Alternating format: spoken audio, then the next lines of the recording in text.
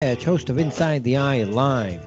Before the Sunday mainstream media political pundit talk shows, there is Inside the Eye Live, where we break down some of the weekly mainstream media talking points before the talking points even get aired.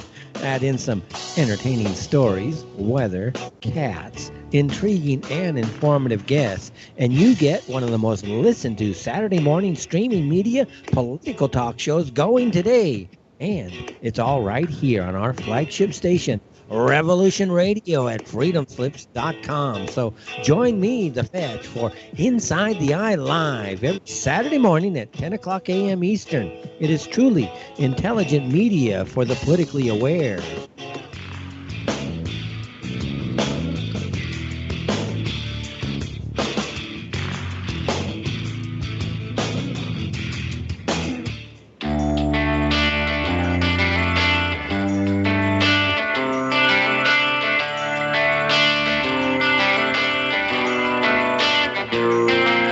This is Thomas, a.k.a. a Mad Painter. I'd like you to join me Monday nights, 10 p.m. Eastern Standard Time for Open Canvas. Don't forget to bring an open mind. Yes, folks, that's right. Bring an open mind to an open canvas. Again, that is Monday nights, 10 p.m. Eastern. UFOs to government corruption. This is Revolution Radio, freedomslips.com. You don't need to expect us. We're already here.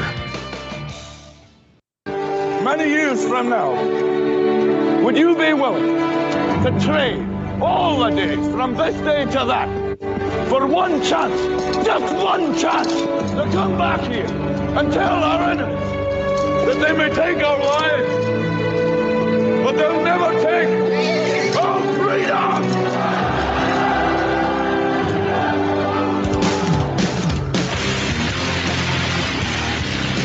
The future is uncertain. I know this. Death is inevitable. I know this. But one thing is certain, as free men, it is our right to live unencumbered and in peace. And those times are quickly drawing to an end.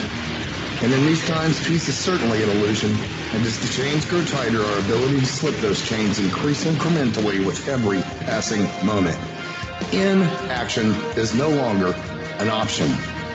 It's time to raise our voices like a cacophony of thunder and lightning and tell the masters no more. And this is Nighthawk, and I say, for myself, no more. Revolution Radio, freedomslips.com, because the freedom is slipping away.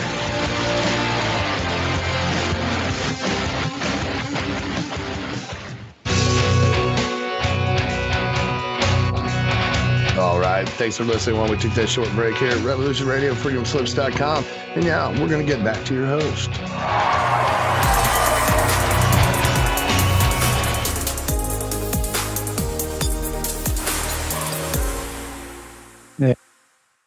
Celebrate Truth Radio. I'm your host, Robbie Davidson. We've got a really great show for you this evening and an awesome guest coming up soon.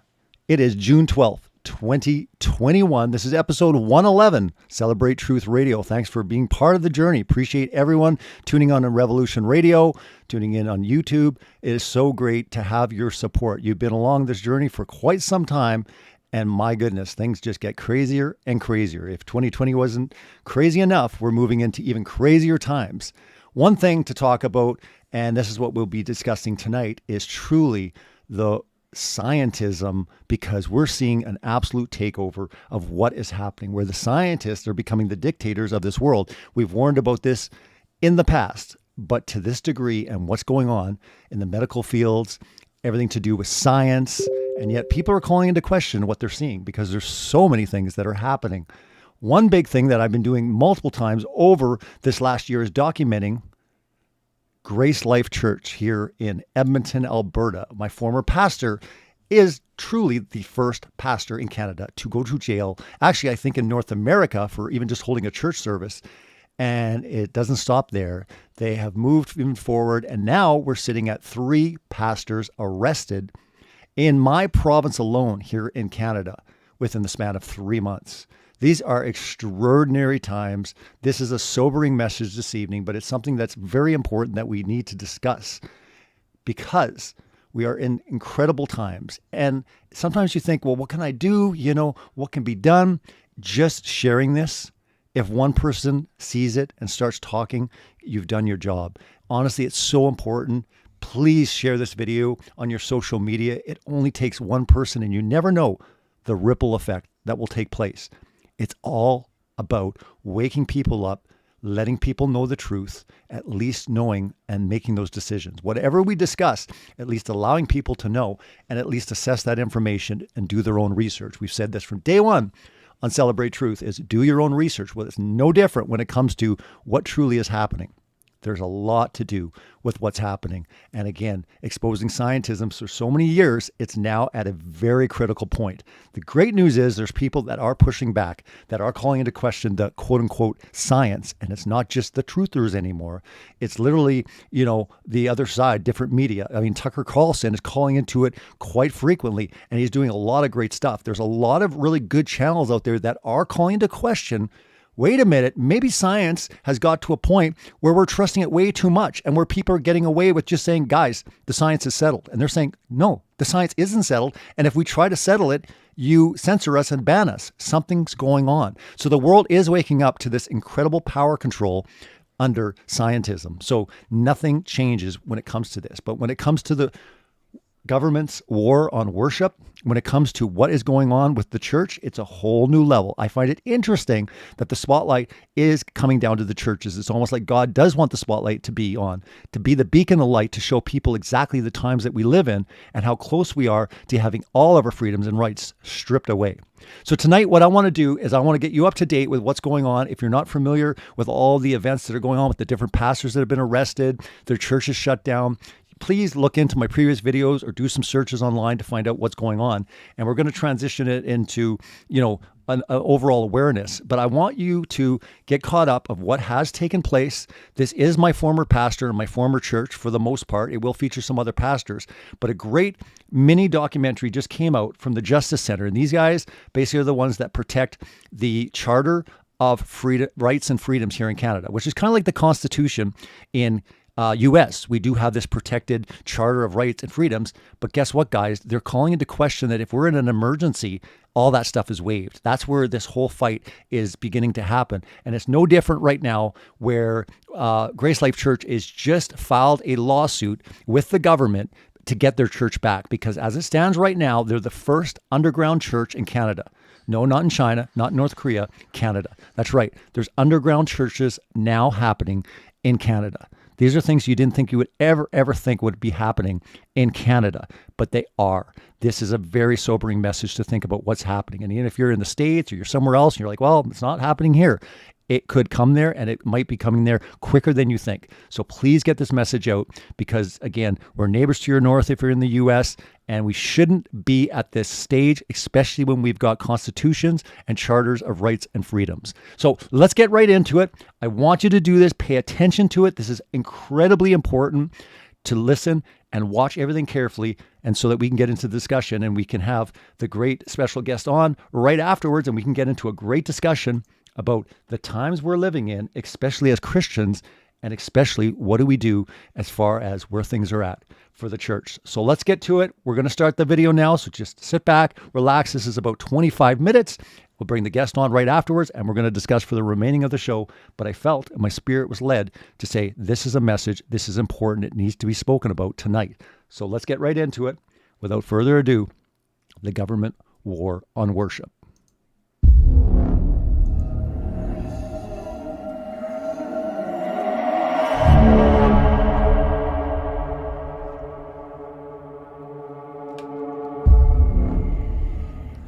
First of all, these people, these arrests happened because the Court of Queen's Bench in Alberta put in place an injunction against further law breaking from these individuals.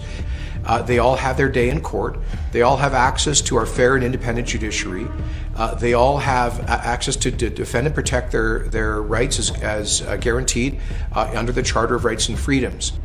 Well, good morning, Grace Life. So good to see all of you. They can take our facility, but we'll just find another one.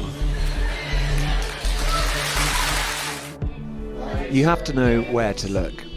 Hidden in a block of flats, behind a bolted door. This is what faith looks like in China. Su Yonghai has run this underground church in Beijing since 1989. He's been to prison or re-education through labor camps 3 times because of his beliefs.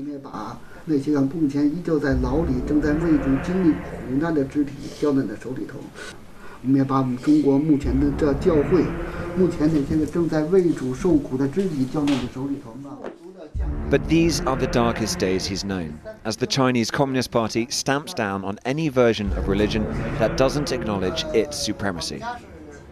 我们主耶稣，我们是高举爱呀，我们是连仇敌都爱，他高举街头扔，高举这个，最起码他当年把这些个牧师长老抓起来，都是因为这些敌人。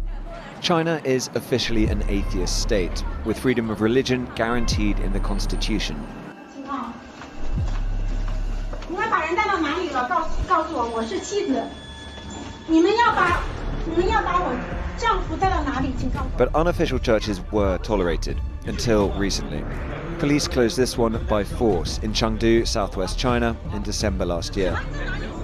This Beijing church was also shut down in another raid last year after its leaders refused to install CCTV cameras.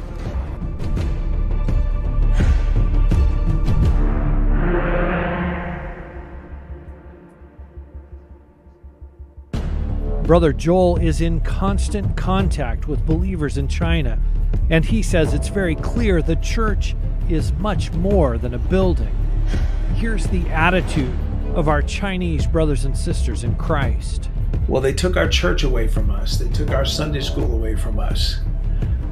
We'll find new ways to preach Jesus everywhere we go. A Chinese pastor described the fear and intimidation people of faith are enduring under the communist government. Asking neighbors to spy one another, pressuring school teachers to denounce their own faith. While North Korea tops the list for the 18th year in a row, China is only the 23rd. But Open Doors says it's the greatest threat against human rights today due to its labor camps and oppression of Uyghur Muslims. The report also paints the Chinese government as paranoid and fears China's 100 million or so followers of Jesus will challenge the powers of the state. There's constant surveillance through closed-circuit cameras. Churches have been torn down, holy books confiscated. The data seems to point to the fact that China is resurrecting the God as government state. And we're all threatened by this. Atheists, Jews, Muslims, everyone.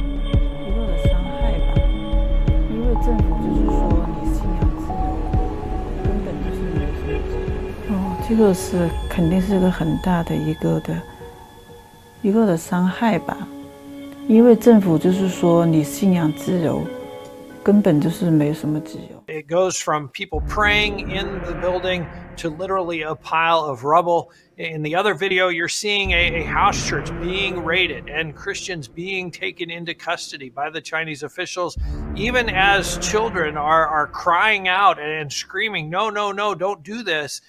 A trial is underway for the pastor of Grace Life Church. James Coates is accused of breaching the Public Health Act by holding packed services at his church west of Edmonton. He was arrested simply for holding church services. I don't go to church myself, but I do support his freedom to assemble peacefully, his freedom of religion as lined out in the Canadian Charter.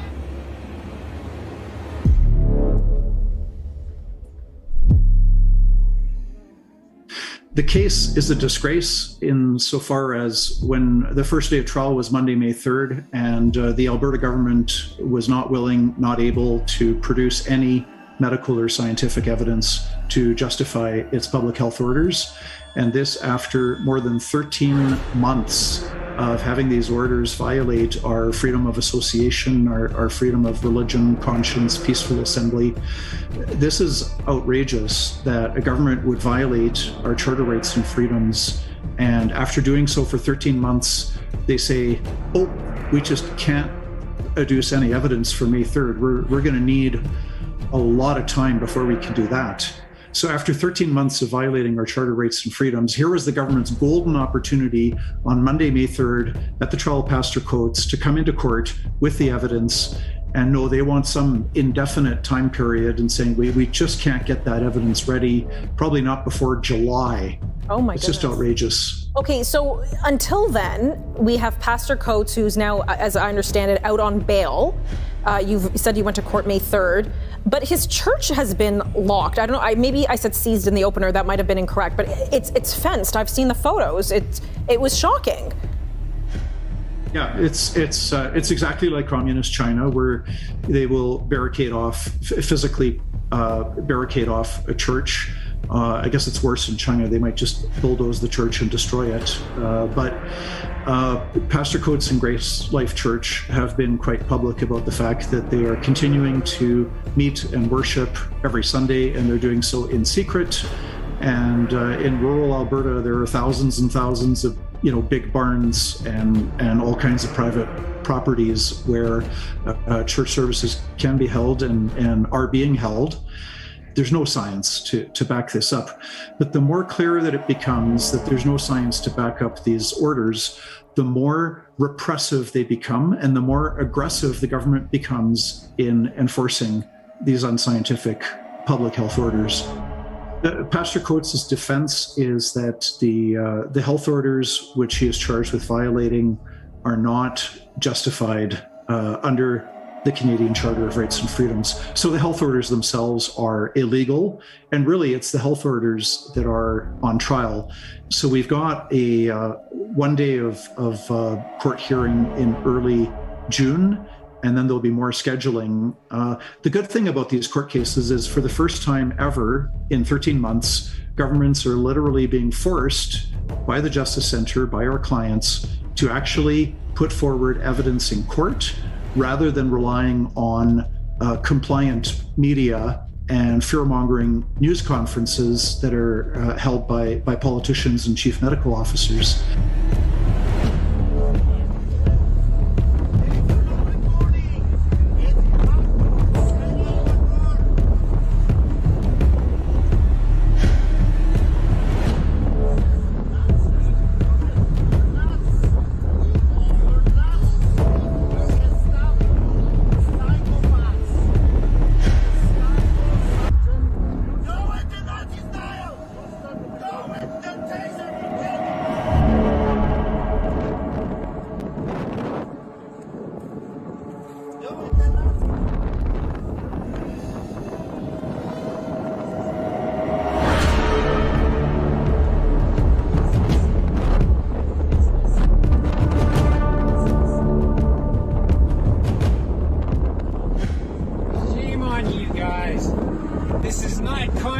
China. Didn't you guys have family and kids?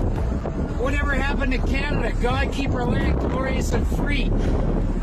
What are they going to do when they come for your kids?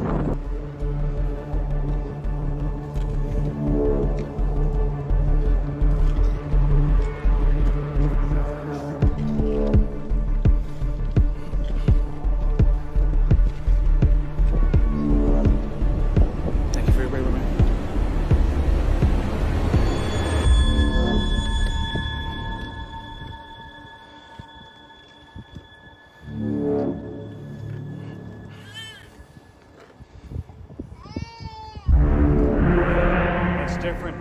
Injustice! Injustice!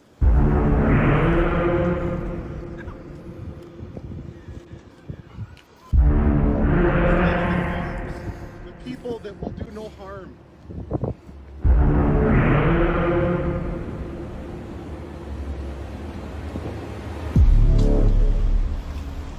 God's judgment is coming. They're not going to get away with this. You're not going to get away with this.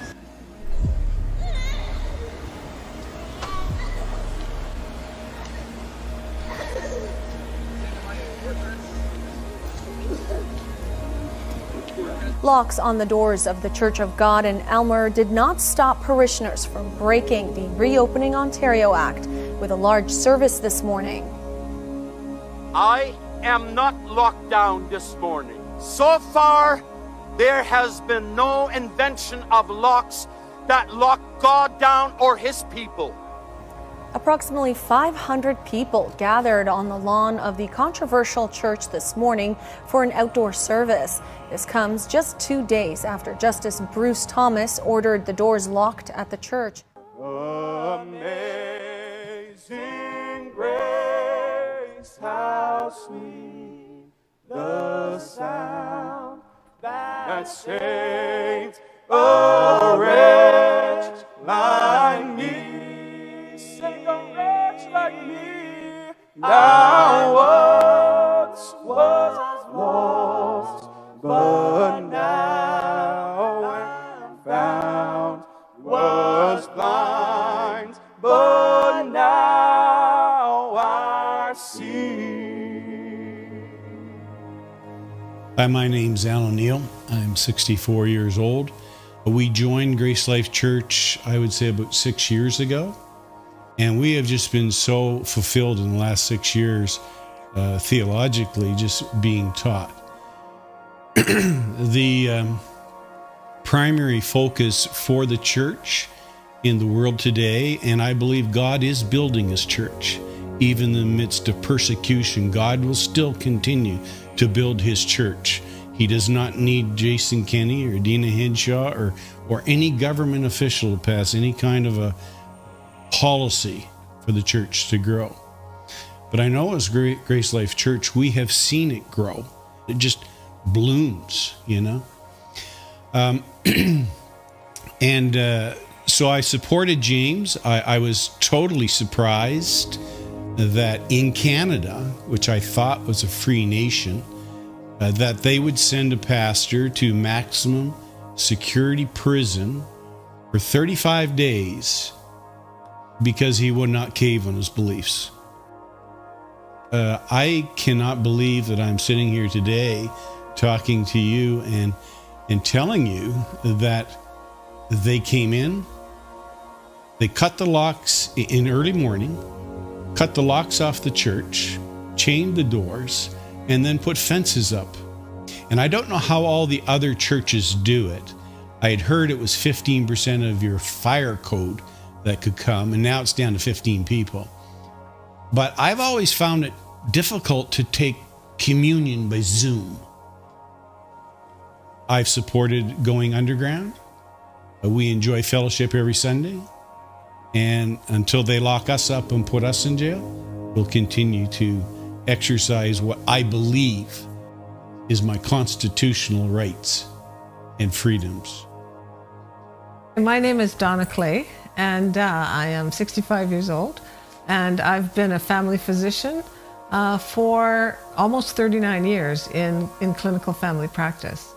So I'm also a Christian, a born-again believer, and my husband and I are very grateful to be attending Grace Life Church.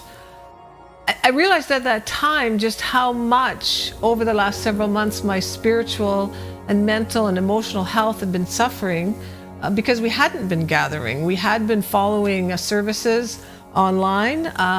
We hadn't been gathering in person to a church.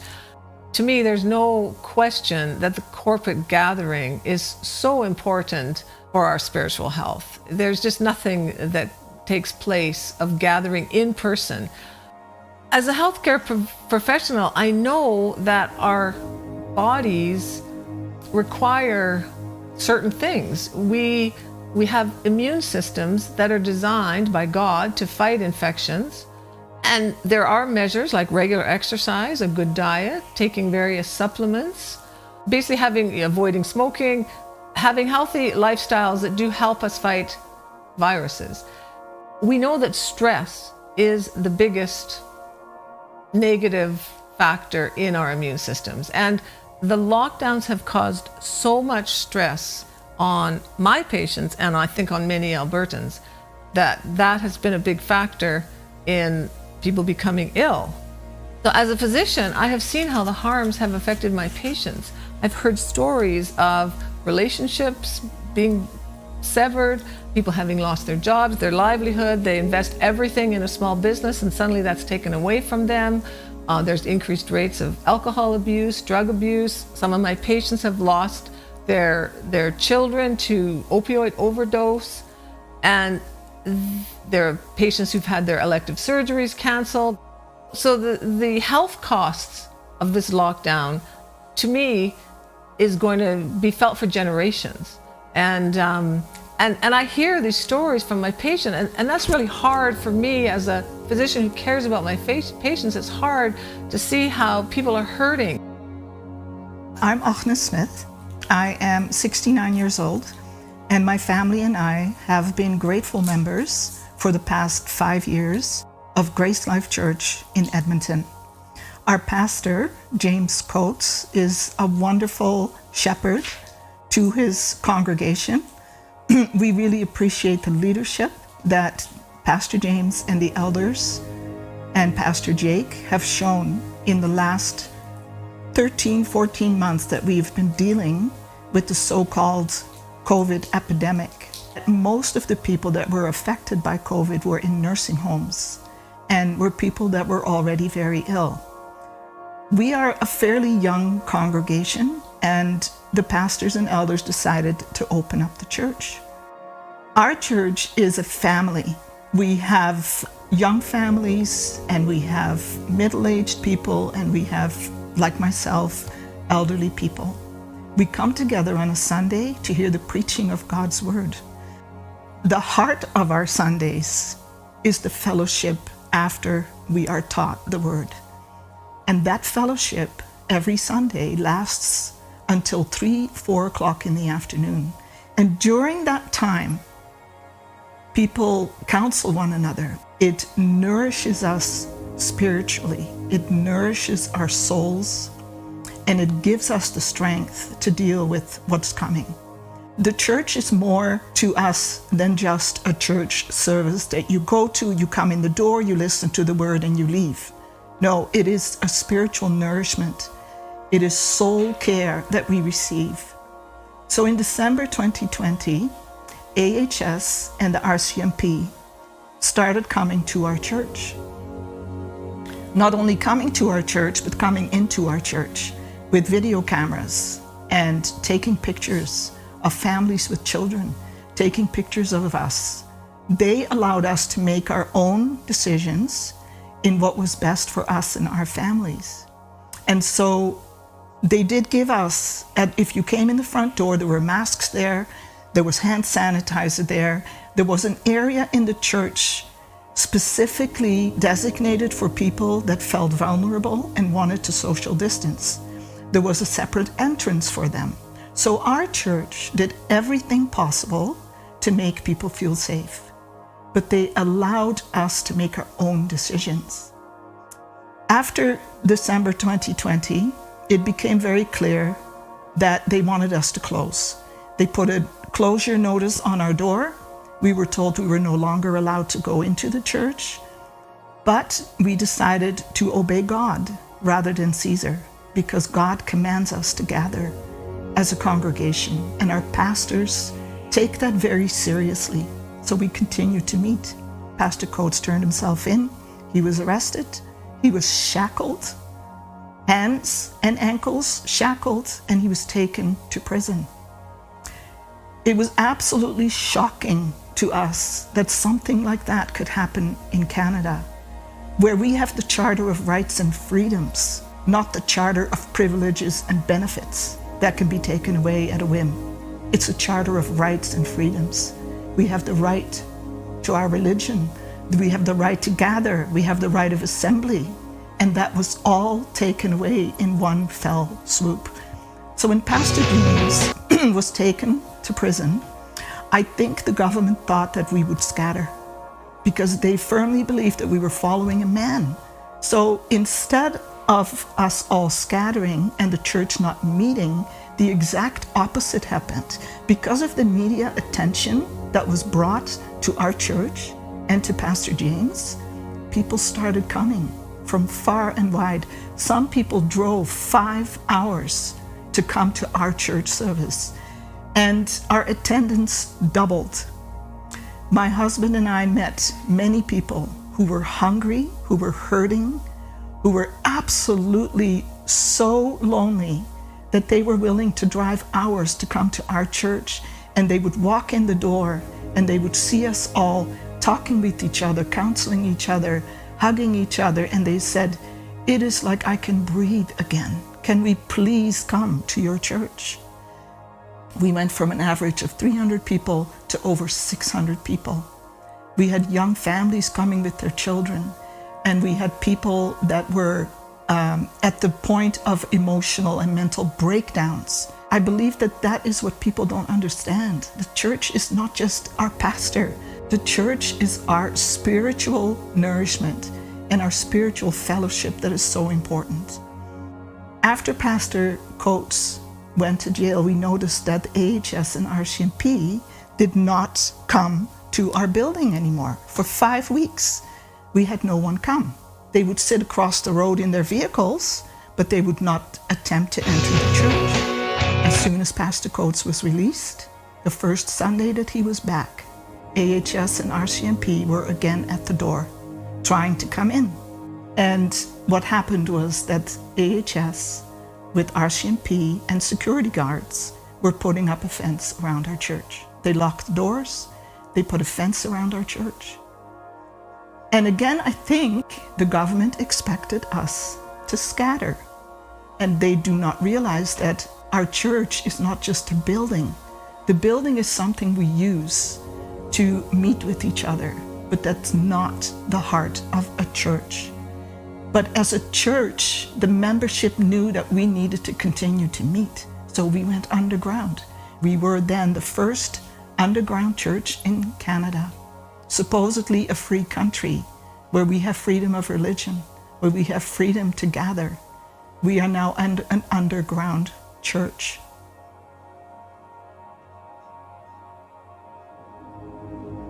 My father was called up by the German army to fight against his own countrymen. This was a government order. He had to report to the German authorities, and he needed to join the army to fight against his own countrymen, and he refused. He did not obey that order.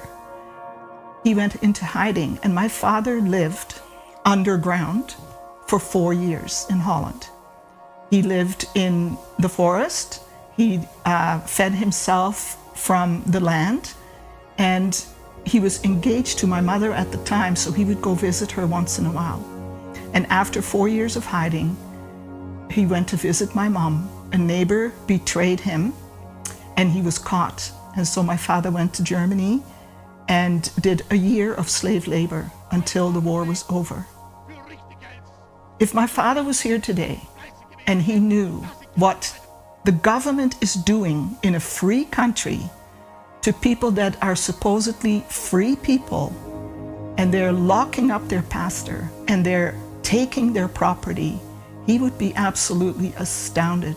My father told me when I was a little older that he would not change a thing about what he had done by hiding from the authorities and not obeying the authorities during the Second World War. And he would be proud to stand with Grace Life today, I believe. Represented by the Justice Center, Grace Life Church of Edmonton, Pastor James Coates, Dr. Donna Clay, Alan Neal, and Auchnis Smith have filed legal action against the Government of Alberta, the Minister of Health, the Chief Medical Officer of Health, and Alberta Health Services. The freedom to maintain religious beliefs and peacefully assemble in person are permanent and fundamental features of a society that aspires to remain free and democratic. Constitutionally guaranteed rights are not just theoretical. They cannot be cast aside just because the government declares a public health threat. Grace Life Church and its congregants have been deprived of their building, which is an unjustifiable assault on their freedom, leaving them to worship underground at secret locations. The Constitution of Canada is the supreme law of the land. All legislation, orders, and government action, including public health orders, are subject to the Constitution. The Constitution guarantees the fundamental freedoms of conscience and religion, thought, belief, opinion and expression, peaceful assembly, and association. The Constitution itself provides that any law inconsistent with the Charter is of no force or effect.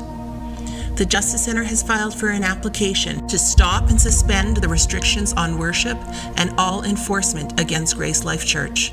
We will ask the court to declare that the seizure and barricade of Grace Life Church is unlawful. Among other legal remedies, the Justice Center will further ask the court to order the return of Grace Life Church property and the removal of barricades surrounding church property. The Justice Center will ask for a court order that prevents Alberta Health Services from interrupting or disturbing morning church worship services until the entire constitutional challenge is heard by the courts. The underground church is not just in China anymore. It has now made Alberta famous around the world.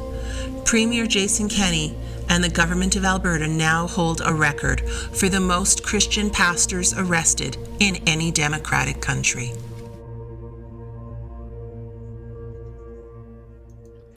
Well, there you have it. There you have it. And I mean, it is sobering times that we're dealing with right now. This is a critical stage that we're at. I'm at a point now where, you know, in my spirit, I feel led to meet with Pastor James Coates here very soon. We are going to be going to the underground church at some level, and it's time. And I mean, if anyone knows the story, again, this is my former church. I stand 100% with Pastor James Coates. I think he is a true man of God. His conviction is unparalleled in the fact of the cost that's been paid about even going to jail. And it's just time. And it's just time. And there's just so much going on that people really don't see the big picture here of what's happening with the reality of the situation that we're in. I mean, we are in serious times. Everything that's taking place is literally right from the Marxist playbook. And sure, they're using, you know, this entire CV thing as, you know, the excuse and health emergencies. But again, you're seeing this as a scientism takeover. Guys, if you're not familiar, you know, with much to do with scientism, this is your first time here listening on Revolution Radio, and you're tuning in and you're like, what is the scientism? What is the scientism? I'm going to tell you that it's super important that you really do look into scientism.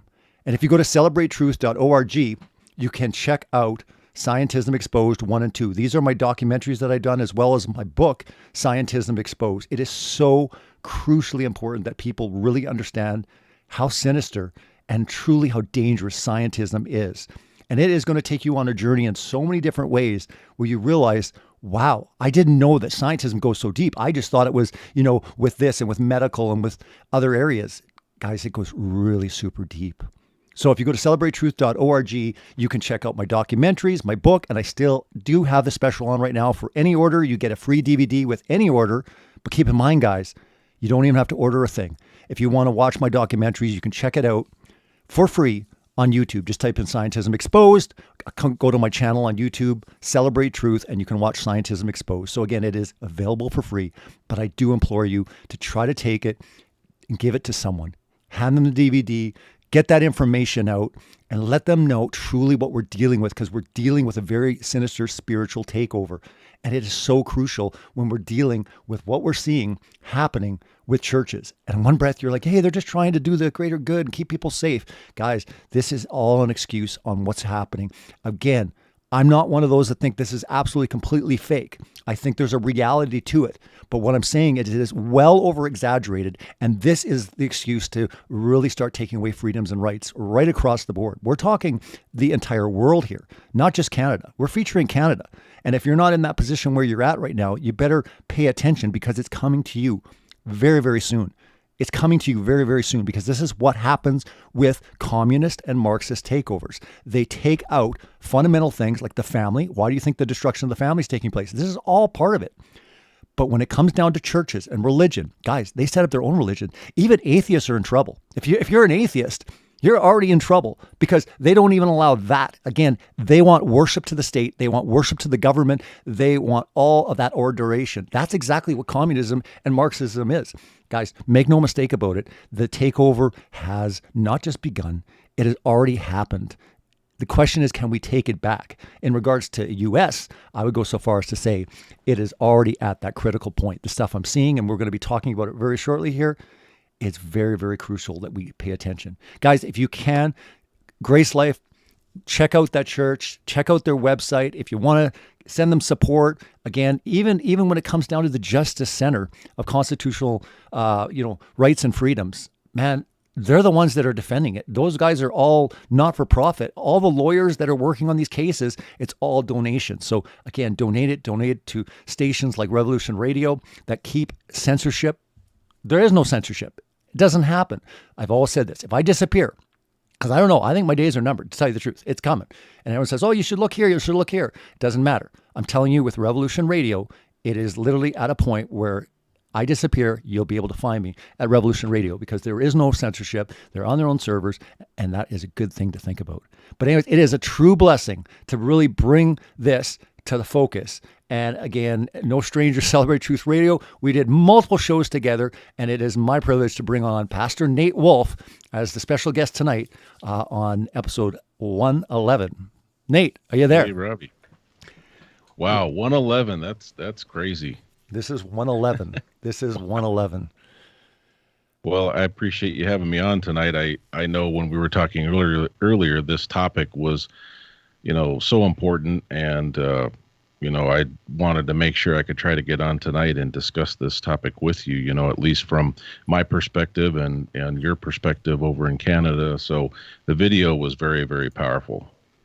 Yeah, I just think like seeing all that stuff happening and just where things are at, I just think it's so important for people to really realize, how serious of a situation we're in, and what is coming around the corner. And just, we talked before the broadcast about critical race theory that's being basically pushed into churches. This entire thing, guys, if you have not looked into Marxism, please look into it, because this is the playbook, 100%. The arm and the muscle of it, though, they're choosing scientism. They're choosing the medical industry. Make no mistake about it. That's why I think it's a great thing when you see Tucker Carlson and other people calling and saying, guys, the science isn't settled, and how come we can't have this discussion around science? So I love that. I don't know about you, Nate, but when I see clips like that, I'm like, my goodness, we have been preaching that for so long, and now finally there's a huge amount of people. And I would go so far as to say in the States, there's 80 million people roughly that are questioning this. Guys, this is good news. These are huge numbers that are calling the question, wait a minute, maybe there was some sort of major agenda here. And guys, science is being called into question, which is a great thing, because it was never science. It was scientism. And the scientism thing, I think, is the most dangerous thing. And we're now seeing the level of how crazily dangerous scientism can get, especially when they start doing things like this with churches, businesses, and they can even lock you down in your home. Exactly. Yeah. So, I mean, maybe you can comment a little bit with what you're seeing. You've been watching this coming from a pastoral standpoint, being a pastor of church for so long, but really just with what you've been seeing, what's your perspective? I'd like you to just, really for the audience to really get your perspective on what you've been seeing, what's taking place with just where we're at right now. Because it seems like in the States overall, it looks like it's kind of clearing up. Everything looks like, the sun is coming out, and, we might be at the end of this. Yeah, and I think it's great to have some, freedoms are apparently coming back into play, but, some states are better, than others. You look at Florida and they're opening up a lot. Even Ohio is now open quite a bit where I'm at, but, it's been quite a situation through this whole, pandemic in my area. And I wanted to say, even though I haven't been a minister at a quote, congregation, a four-wall congregation for almost 3 years now, I've heard things from this area from different churches, and it's quite interesting to me that I heard recently, I can't remember who it was, but in the course of some Zoom meeting or something that I was overhearing, it spoke about their church and their denomination, and they were saying that they're literally asking people when they come in through the doors if they've been vaccinated. And if they don't get at least 90% of those in attendance that day that are vaccinated, they can't sing that day. And I think that's crazy. I mean, this is in Ohio, and there's churches that are literally asking people these questions as they walk in the door. And the church that I was with, that I was fired from a few years ago, through this whole COVID thing, as I understand it, they kind of went back and forth between, having the church building closed and basically doing like some streaming stuff on Facebook and other social media, and then back in person. And, it was sad to hear some of those happenings, because they started going to, like the communion, prepackaged, communion. And I get it. They're trying to, help keep people safe. They're trying to be in compliance and all of that. But with the social distancing and the masking and not being able to sing, I mean, it's, what's the point? How can you worship, and how can you truly fellowship, and how can you, really take communion in the fullest sense if you're not there with others? So it's a crazy situation, but surprising to me that churches around here are doing that. And, that's my private protected information. I wouldn't be giving that information out even if they asked me. Yeah. And do you think, where you're located in Ohio, do you think, I know that I think it's Texas and Florida, they fought back and saying no vax passports, in their states. But do you know kind of where Ohio is going to stand on that issue? Have they even fought it? It's I'm kind of wondering what the governor's going to do. He's kind of had some smoke and mirrors and some incentive programs lately that you've heard about, this Vax-A-Million deal that actually kind of was started by our governor in Ohio. Mm-hmm. And other states and even other countries are following suit, as I understand. But, I haven't heard so much discussion about that, but I can tell you what's being pushed a lot, what the governor's pushing, and even what I'm hearing in different things that I'm involved in my life. It is, X percentage of people in our area are vaccinated and X amount aren't. And I think it's almost kind of like this, they're setting it up for maybe in a few months when we get to the end of summer, and fall is starting and people are worried about what's going to happen this winter. They're really kind of setting that up for, these 35% or 40% or whatever unvaccinated folks, those are the ones that are causing the spike. I really think that's the way that this will probably play out in our area, because they're sharing percentages all the time. And, the governor said in Ohio, he said a few months ago, hey, once the numbers of people get below like 50 out of 1,000 people who are positive, we'll release some of these orders. Well, we're way down in numbers. We're below that number, but they're still pushing the vaccine. And as far as I understood it, they were concerned that there wasn't enough of my area population that has been vaccinated. So they're literally hitting the streets. I mean, they've got groups of agencies of people that are going through areas. And I noticed that they're particularly targeting like the lower income areas. I think there's, some specifics to that. I hate to say it, but I think certain, folks are being targeted because of the color of their skin or their economic status. And they're really pushing, get vaccinated, and, get a free donut, get a free burger. I mean, and now it's, win $1 million if you've been vaccinated, put your name in the hat. Mm-hmm.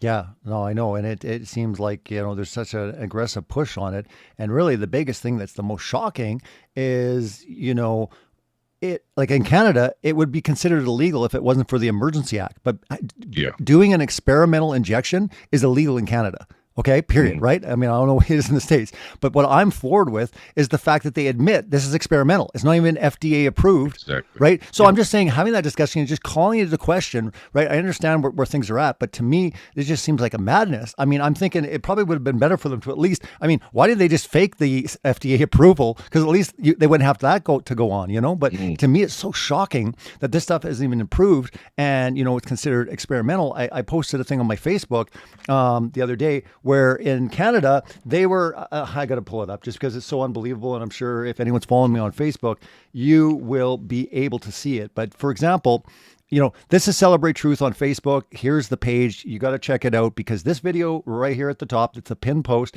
Watch it. I'm not playing it on YouTube, but you need to watch it. It's got over 100,000 views. It's the same Justice Center for Constitutional Freedoms and Rights. A great presentation there. But what's really striking is when you get into, as far as, let's just pull it up here. For people that are on YouTube, they'll be able to actually see it. But let's see here. I had to post it up because it was right here. Manitoba vaccine lead says mixing vaccines is part of pandemic's big human experiment. I mean, they're saying this. Like just come right out. Come right out and say it. Like, I'm like, guys, does that not just raise up a couple questions? Like, they're admitting this is a big human experiment. Because in Canada, they're talking about, it's all good, it's safe. You can mix Pfizer with Johnson & Johnson. And, I'm not particularly sure. But again, that was the big, hey, is it okay to mix and match here, right? Because Canada wasn't able to get a bunch of ones. So they're like, yeah, but we've got Johnson & Johnson, but my first one was Pfizer or, I don't even know all the names. But that's the thing. It's just almost like, well, no, we're going to mix and match. But, we'll see what happens. But I'm just like. Yeah, Moderna and Pfizer and Johnson & Johnson and yeah. Well, to me, it's insane. Yeah. It's just insane. I mean, this... and the thing is that most people don't do any research whatsoever to find out what potentially is in these vaccines. And, the mixing and matching could definitely be a concern. I'd be more concerned about, the aborted fetus cells that are in some of these. And I'd be more concerned about the potential, change to our mRNA. Those types of things. And I really think, Robbie, that we're going to see some long-term effects, right? Some of the effects that we're not seeing yet, negative effects, is because it hasn't, for some people, they react differently. And if anything is changing, if people are basically becoming GMO products through some of these, quote, vaccinations. Yeah. The poisons and some of the different, coding issues that could happen. It's going to be scary down the road. Bottom line is we got to call into question. I don't want to make this show all about, the whatever. But again, really, I totally agree with you 100%. I think just people should just kind of do their research, look into it, call things, into question, and just, bottom line is do your own research. I want to focus more of this show, though, really on just the state of where the church is at, right? Because, I mean, as a pastor, knowing it, and really you fall on the same line as me where we're kind of like, look, man, doctrinal difference aside here, guys, we're still in this fight together, right? We got to stand with our brothers and sisters in Christ. I've been really big on that from day one. And, people will say, yeah, but this church doesn't believe in this or this. It's like, guys, we're in a time right now where literally you're talking about really perilous times here. It's like, this is not times to be talking about secondary doctrine and getting into, but stand 100%. When you see a church standing up like this, man, stand up with them regardless of your differences. If they don't fall into the essential, fundamental type essential doctrine. If it's a secondary issue, man, stand with them. Stand with them. They need support. I mean, we need numbers. We need to stand. We need to make our voice heard, because if not, guys, it's over. It's done. And you're going to look back and saying, maybe I should have gone out. Maybe I should have went and supported, that church or whatever, because I'll tell you, the whole thing with Grace Life, more pastors got emboldened and more churches said, you know what? They felt in their spirit it was right. God almost needed to use someone to convey that message, to get onto Fox News and all this stuff, where all of a sudden pastors are like, wait a minute, especially his sermon. I played it on one of my shows, but Romans 13, the call of government with authority, phenomenal. One of the best sermons I've ever heard preached on Romans 13. Yeah, I was real impressed with the lesson that he gave that I heard. I didn't expect him to be that upfront, to be honest with you. I actually was like, wow. I mean, he's really not pulling any punches. I mean, he's genuine, but he's very assertive in the things that he was saying. And I agreed with a lot of what he was saying. So, yeah, I mean, I definitely think that when we see, here's the thing, a lot of people will have differences about, where the state of the modern, quote, church is, just particularly I'll pick on America since that's where I'm living. But, even though I don't go to a Sunday church now, I'm looking at some of these ministers. If there was a minister in my area that would, do half of what some of these others in Canada who have been arrested for would do, I would definitely reach out to them. I'd be praying for them. I'd be, doing what I could to try to support them, because there's very few people that are willing to stick their neck out, right? There is. And I'm not going to necessarily have to have, agreement with everything with that person to at least try to support them in prayer and, to maybe even see what can I do, like you said, this agency, the Justice Center, maybe that's something that people should consider if they're representing folks for free. But, it's not free to run something like that. No, so of course. You definitely need support. But no charge for the people they're representing. Like, for example, Yeah. with Grace Life. Yeah. And, here's the thing, like, Robbie, my situation, I can honestly tell you, I'm not saying that I would have been arrested, but I mean, if they hadn't have fired me for one thing, I probably would have got fired when COVID hit, because I would Yep. not have been one of those ministers that said, let's go hide under, Interesting. under Yeah. So that's we're going to get into that in hour 2, because that is an Yep. interesting point that you bring up. If nothing had happened, and honestly, I do not regret making the global lie, just to let you know. So all that's happened, I don't regret it one bit. Okay. You stumbled Sure, across the okay. global lie, you watched my documentary, and your whole world got turned upside down. God used that, obviously. But when it comes down to what you just brought up, interesting. What would have happened with Pastor Nate Wolfe? He's going along. He woke up to this whole thing, and then all of a sudden this comes down to his church, and he's going to make decisions. Interesting how that would unfold. Let's get into that in hour 2, because we're coming up right to the break. But I think that's really fascinating to kind of, how would you have kind of maneuvered, how because James talks about, at first they kind of went with the flow. They went with it and said, okay, let's just do this. But there was a certain point where they're like, no more, because they felt convicted. And he said, what we did was wrong. Like, he repented in front of the congregation and said, I shouldn't have done that at the very beginning of what happened. And now we're taking a stand. But I regret going with the flow, going with what they said, until I started praying, meditating on it. And it was like, wait a minute, who is in charge of the church? Christ or Caesar? That's the most important thing. Who is the head of the church? And when it comes to worship, to the point where they're saying you're not allowed to sing in church. A lot of people don't know that about Grace Life. They were ordered not to sing worship. I mean, this is fundamental. And it's like Daniel. He was ordered not to pray. What did he do? He kept praying. Absolutely. In the same regard, when someone comes to you and says, you need to stop, are you willing to truly do it? I mean, that question is, are you willing to truly do it? Especially the cost. People are like, oh, I would do anything. I'm telling you one thing. When all of a sudden they're going to rip you away from your family and you're going to be put in solitary confinement like Pastor James Coates was, I'll tell you, there's not many pastors, as we can see, that are going to that level. So what I'm saying is, for whatever reasons, God's chosen certain people.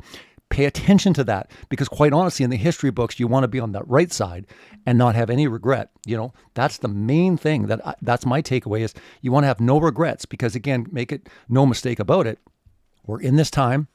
And you want to stand with those people that were fighting, so that you could be proud in telling your children, and the children telling their children, and saying, this is where they stood on this issue throughout history, because these are scary, scary times. I mean, to the point where I'm looking at it like I might not ever be able to travel ever again.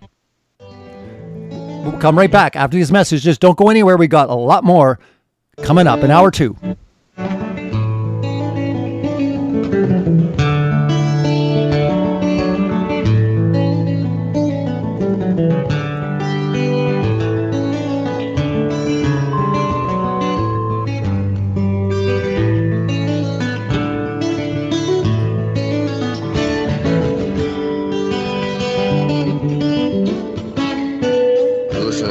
Radio at freedomslips.com, and we'll be right back after this message.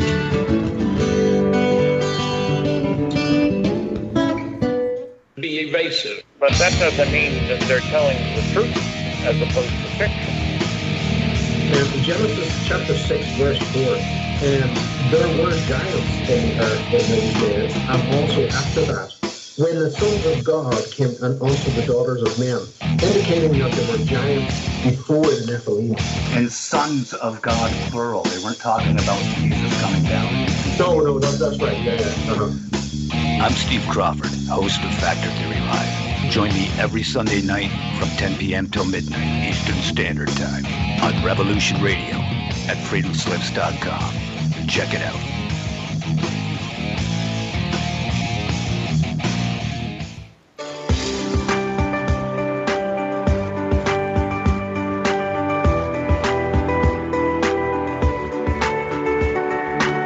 Transcending time and space, let us take you to the place inside your mind where thoughts divide and mysteries unwind. Join us every Monday evening right here on Revolution Radio at freedomslips.com from 8 to 10 p.m. Eastern Time. And you will catch the Fenton Perspective with our great host, Lorian Fenton. Come listen in as she shares her amazing stories from the past to present, along with all of her guest secrets to the future. That's the Fenton Perspective every Monday evening right here from 8 to 10 p.m. Eastern Time, only on Revolution Radio. Oh, and you don't need to expect us. We're already here.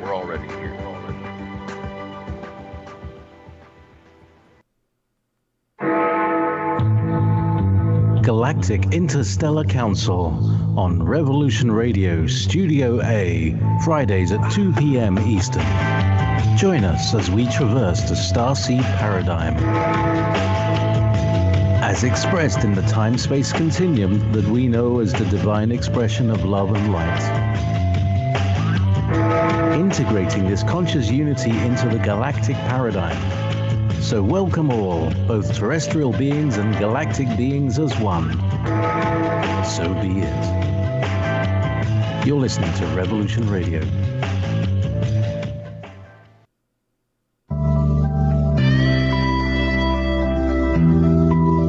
If you think for 1 second that the Capitol will ever treat us fairly, you are lying to yourselves.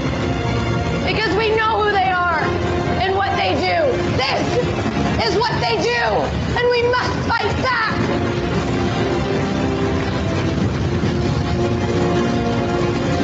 You can torture us and bomb us. Fire is catching. And if we burn, you burn with us. Good evening.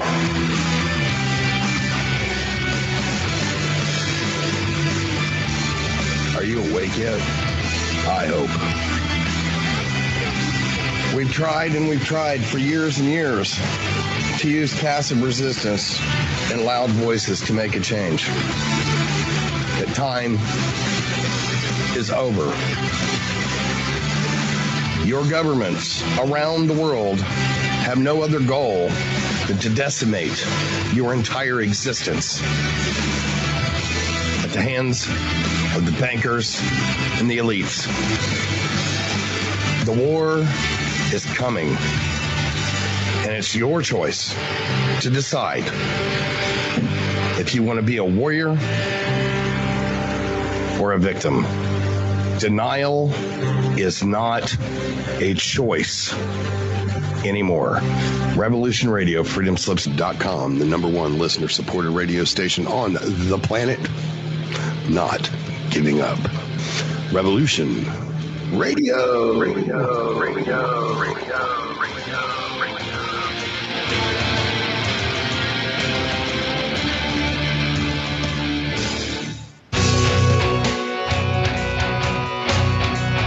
All right. Thanks for listening while we took that short break here at Revolution Radio, freedomslips.com. And now we're going to get back to your host.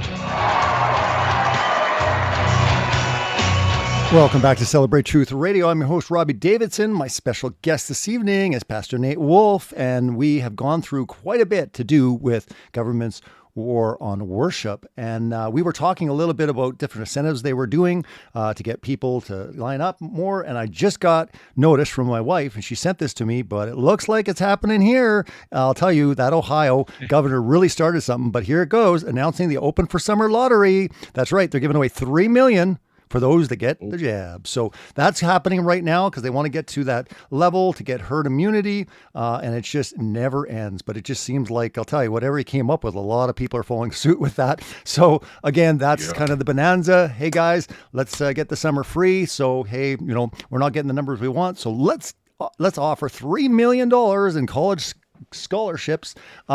Anyways, I just got that during the break, and I was like, oh, here we go. We had just talked about Ohio, and we talked about different cities that are doing this, but we were bringing up before the break about you as a pastor, and all of a sudden things start moving this direction. You know, how do you think overall that you would approach this? Because you got to admit, as a pastor, these are touchy things, right? You're dealing with like almost a split of your church. I mean, I would say as far as a church, probably one of the most controversial based on people's health that a pastor could even deal with. So that's why I sometimes look at it and go, guys, don't be so hard. There's a lot of pressure put on pastor and leadership overall. It's not just such an easy decision. I'm not saying they shouldn't do the right thing, but overall, there's a lot of things to take into account before you start doing something to that degree like these other churches have done. And keep in mind that it wasn't until one really started doing it and taking that stand that others started doing it. So it always takes that one to really take the stand first.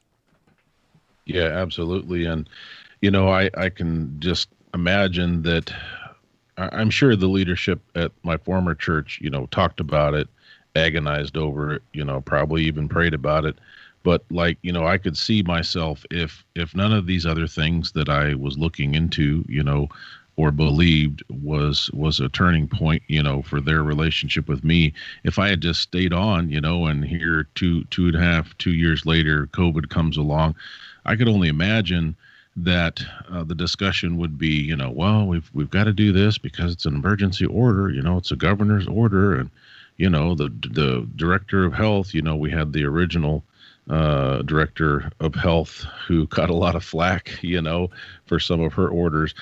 I really believe that I would have been saying, you know, guys, you know, yes, there are executive orders or emergency orders. Yes, the health director. Yes. However, and yes, we wouldn't want to be careless, right? We wouldn't do anything to intentionally, you know, unreasonably put people at risk. However, I really believe that I would have been saying from the beginning, look, we've been talking about this for years. That, you know, the government is going to end up controlling churches, right? Mm-hmm. And it's going to come down to the churches, you know, deciding, are we going to take a stand? You know, are we going to let Caesar tell us how to do everything, you know, or are we going to say, I'm sorry, you know, we judge for yourself, you know, whether this is right. We have to obey God rather than man.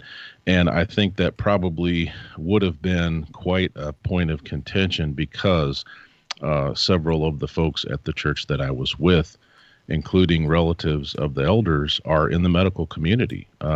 You know, they are doctors, they are physicians' assistants, you know, they are nurse practitioners, they are nurses, you know, respiratory therapists, all kinds of things. So I think that especially in the congregation that I was with, a very, very strong, you know, American Medical Association type of, you know, situation.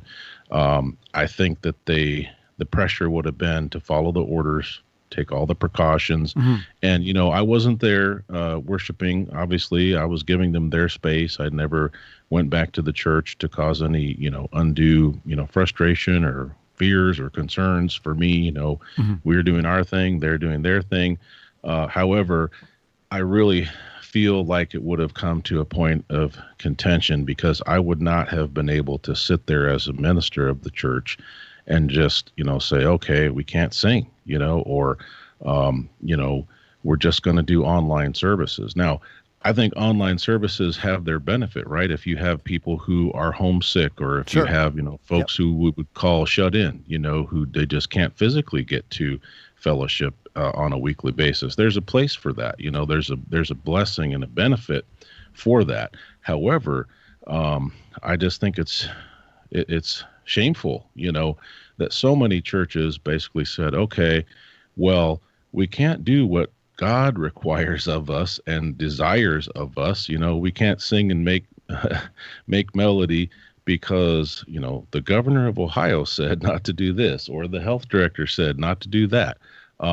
It's just, it's crazy, you know, and I think it probably would have come to a point where I might have said, look, okay, those of you that still want to have actual fellowship and those of you who still want to sing and worship together, we're going to find a place to go. Yeah. I mean, I might have gotten fired for that, or I might have just decided, look, guys, I can't be on board with this. So, but in our personal family situation, we basically have been doing a home fellowship of sorts since I was fired, and we've continued to do that.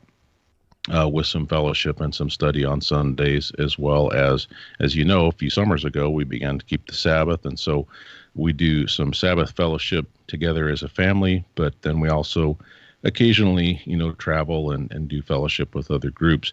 Mm-hmm. But, it's not been a problem, for us because, we're not open to the public, so to speak. So we haven't really changed. I guess what I'm trying to say, Robbie, is our home fellowship has changed nothing during the entire COVID. Correct. We worship, we study, we fellowship, we got cars in our driveway, and we've never had any issues, with any pandemic sickness. And we pray, we pray for health, and we pray for, God's guidance and direction, and we pray for strength. And so I think we're really seeing, as you said, the pressure that's coming. Yeah. And it's disheartening, to see what's happening in Canada, but also it's disheartening to see what's happening even in local churches in my area. Correct. Yeah, no, correct, for sure. And I mean, Danny actually just posted on YouTube that a pastor just got fired in Ontario because he planned and had a Bible study in his home. Wow. So like, you want to talk about being fired for truth. I mean, you got someone that's saying, look, Bible study's still important. I mean, we're going to meet in the house, and the church fires them. You know what I mean? So these are the things that are happening, and it's like, telling your story about, being fired from, church. And if you're not familiar, check out Fired for Truth on YouTube and hear, Pastor Nate Wolfe's testimony. But really, we're dealing with a whole new vein of, firings where it's interesting because it's like all of society is like rooting it on as well, which to me is the scariest part. And this is exactly what happened in, different countries, and we know the stories where neighbors were, snitching, where, even children were turning their parents in, we're dealing with that type of territory. It's very, very scary stuff that we're dealing with when all of a sudden, by just doing certain things like this, you lose your livelihood. I mean, cancel culture is out of control. People are living in fear. Like if they post something, I mean, me, even freely speaking right now on my platforms, I've got to be careful. You know what I mean? And I mean, I hate it. But again, you have to use discernment, and you've got to be wise in the fact, like, look, I could just go off and then basically, just get removed. Or I sit there and say, hey, I can have a platform. I can send people to resources to look into information. So the question is, at what point do we play, especially if we're playing on their rules, which, YouTube, Facebook, as unfortunate it is, these are private businesses and they just have way too much power. And hopefully in time, they're going to be, regulated as, utilities. There's been talk about that, right? Because these things are essential. You can't just turn off out of whim's notice. These things are very concerning because I would say that the public square now in society are social media. Once you're turned off on social media, you really don't exist. Oh, sure. And, even in America and even in our situation, this past winter, in our area, it's dark and cold. I mean, you understand being in Canada, you can have some dark, cold winters. And of course, they had all of these emergency orders in effect. I mean, the thought had crossed our mind, it is entirely possible that a neighbor could see, 4 or 5 cars in our driveway, and maybe they would call it in. I don't know. I mean, we never had that issue because I really felt like, honestly, Robbie, that at least in our area and with our local police, I just knew that they weren't going to be enforcing that. So we were blessed to be in a smaller town, outside of Toledo area where some things were, being enforced. And so I thought to myself, maybe when the governor, right before the holidays, he was saying, well, he never said you couldn't, meet, but he was basically, they kept pressuring and saying, well, basically don't meet together with your families for the holidays. And, and we're just, we're a family of 6, the Wolfe pack, as we call ourselves. Yeah. We do everything together, and we weren't going to stop living. And we did have some friends, and boyfriends, girlfriends of my children, that would come. Sure. And some weeks they didn't because, some of them maybe were a little bit concerned about, the COVID stuff. And, we didn't slam dunk them. We didn't try to make them feel bad. We just gave them an open welcome. And then when they were comfortable, they came. And, it's interesting to me, Robbie, that a lot of the folks that were basically thinking maybe someone like myself or a family like myself, a home fellowship, that we would all get sick, because we weren't following everything that society said to follow. But I do think there's also a role of faith in this too, because we did pray, we didn't know exactly what this COVID thing was. I mean, when it first started, I thought it was kind of a hoax, but afterwards I thought, what, I think there is something to this. I don't know what all the effects are and what's behind it. But people are definitely being harmed in a lot of ways. And so we just prayed about it. But I think more and more you're going to see, the churches that are willing to stand up, they're going to start being able to, I think, if some of these lawsuits are effective. But as you know, it takes some people to stand up first. They have to call the government's bluff. And unfortunately, Robbie, a lot of times you see these folks on YouTube, right? Like cop block or cop watchers, and they're out there videoing and they're like, you're going to violate my rights. And, unfortunately, people have to realize that just because you do have rights doesn't mean that they won't get violated. So if you're going to take a stand for something, you have to be willing to say, you know what? I might be thrown in jail. You got to accept the consequences. That's the way Pastor James Coates said. He goes, look, I knew and I understood by doing this, I now take full ownership of the consequences that are coming my way. And so they prepared, they prayed about it, but they knew, the lawyer even told them, jail is a real possibility. You do understand that. And he had to understand that in our world, even though it shouldn't happen, the fact is real life consequences do come with these decisions. And, honestly, it's easier for us, right, to take the path of least resistance. And I'm not judging, I'm not going to judge people's motives, right? I know that there's probably some churches and ministers who followed all the orders to a T. In their mind, they're saying, well, if you're a good Christian, then, you don't want your friend to get sick. You don't want the guy sitting on a pew to get sick. And I get that. But at some point, like you said, there has to be a line where a true believer says, you know what, I'm going to follow the Messiah and I'm going to follow his word. And if you're telling me that I should not worship my creator, that's definitely that's Daniel territory. Yeah, that's like literally like prayers outlawed, right? It's like, I'm sorry, but I just can't. Because we were attending a church just briefly to get more of the perspective. But what their idea was, like, listen, we're going to work with the government. The fact is, we're not completely closed down. We're allowed to meet. It was 15%, but they said if it gets to, sorry guys, it's now 0%, then we are going to have to civil disobedience. At that point, we are like, no, we are commanded. We have to, at that point, resist, and we have to continue on. But they were at the point like, look, until it gets to that point, then we're going to take that stand. So I totally understood where they were coming from. That it's not just sometimes a be-all end-all where it's like, oh no, the true thing is everyone should just be like, saying no to the government and just do whatever you want. Sometimes you want to work. I mean, if you look at it, they tried to work with Caesar overall, but they understood when Caesar went over and beyond in territory where it had no jurisdiction. And I'll tell you one thing, Caesar does not have jurisdiction when it comes to worship, period, at all. And that was what Pastor James Coates and these other pastors are starting to say, like, look, whoa. When it comes to fellowship, when it comes to communion, when it comes to these things that are commanded by God, we have to be obedient. And that's what I love about it, is because they come down to it. Here we go.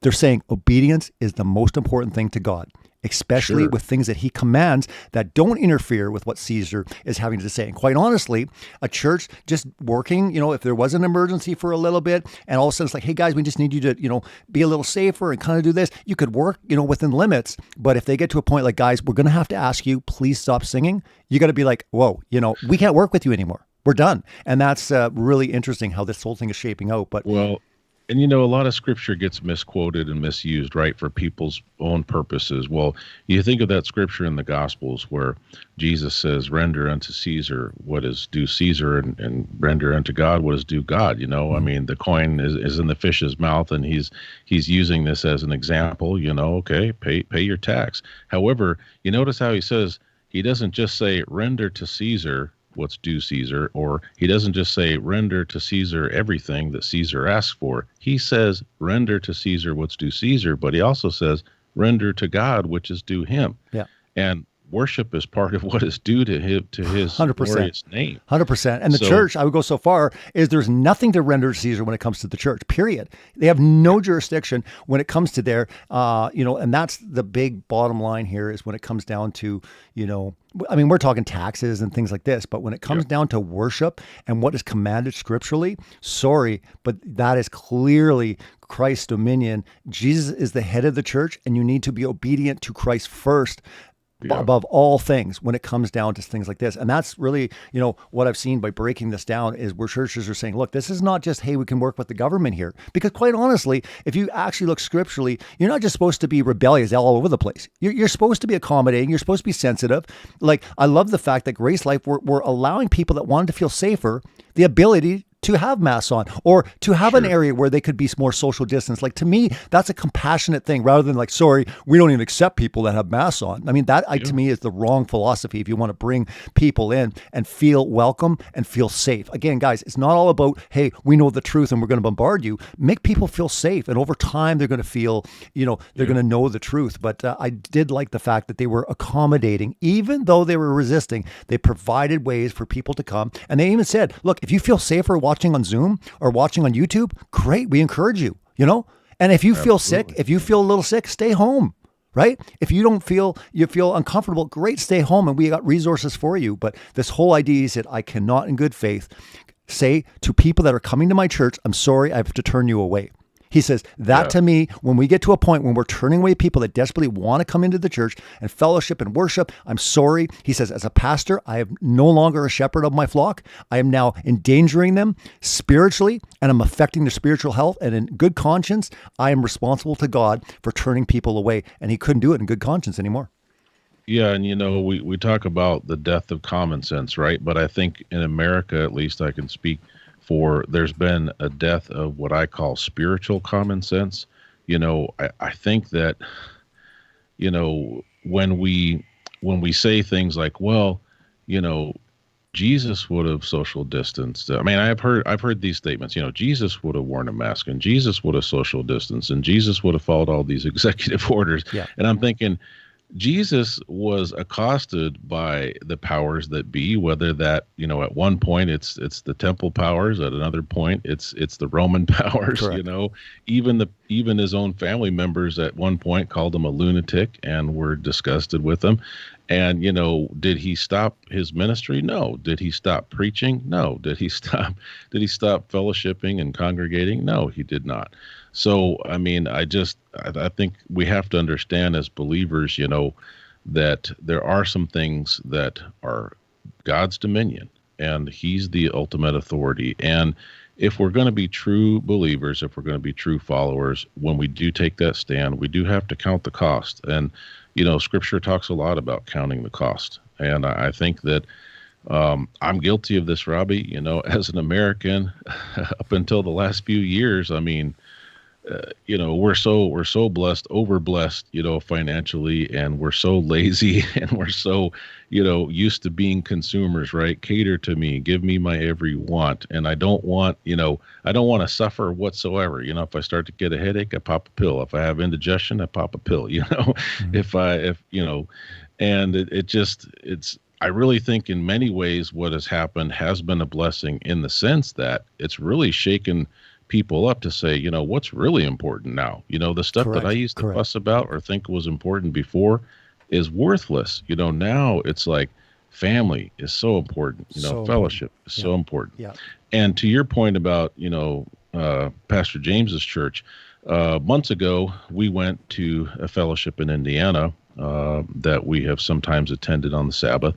And they had a similar attitude. We really felt that spirit was great. There were some people that were wearing masks, and nobody was making fun of them.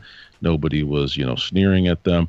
There were several that weren't. And the folks that were wearing masks, guess what? They weren't accosting those people who weren't wearing masks. Correct. Why? Because everybody there was focused on how can I worship God in spirit and truth, mm-hmm. and how can I encourage my brothers and sisters. And when that spirit is there, it's a beautiful thing. And as you know, when there's certain spirits are not there, like the spirit of fear, right? The spirit of pride, when those are not present, that's also a beautiful thing, because people can worship God freely, you know? But yeah, I mean, these are perilous times, and I don't think it's over yet. I mean, No. Yes, I'm glad that the governor has supposedly rescinded certain orders, and, you know, some of these restaurants that if I wanted to go into, I mean, I had to wear a mask or they would ask me to leave, you know. Now I don't have to do that, but I'm a little concerned about, you know, in a few months, there's going to be maybe something that they say, oh, we've got this, we've got that. Speaking of which, they have been talking a lot about the Delta variant, and they're really concerned with India. Well, what's really interesting is I just pulled this up today.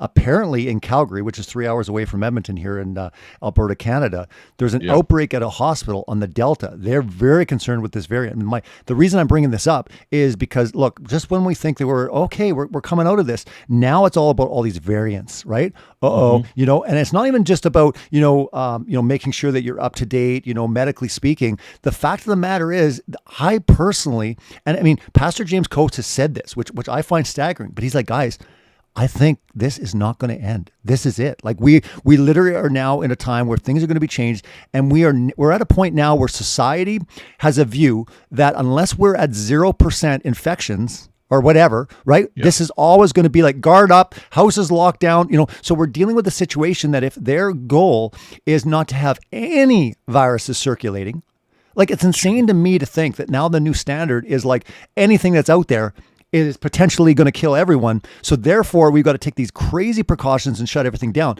So again, I just think it's going to be variant after variant after variant. Yes. And sure, we might get to a point where all of a sudden it's like, whew, coast is clear. It's been 2 years, nothing. And then all of a sudden when they kind of, you know, something's going to happen. Something was leaked. Something was manufactured, whatever. You know, as you know, they've tried for decades, right? With variants of, you know, SARS and bird flu and swine flu and even Ebola a few years before the whole Corona thing. Yeah.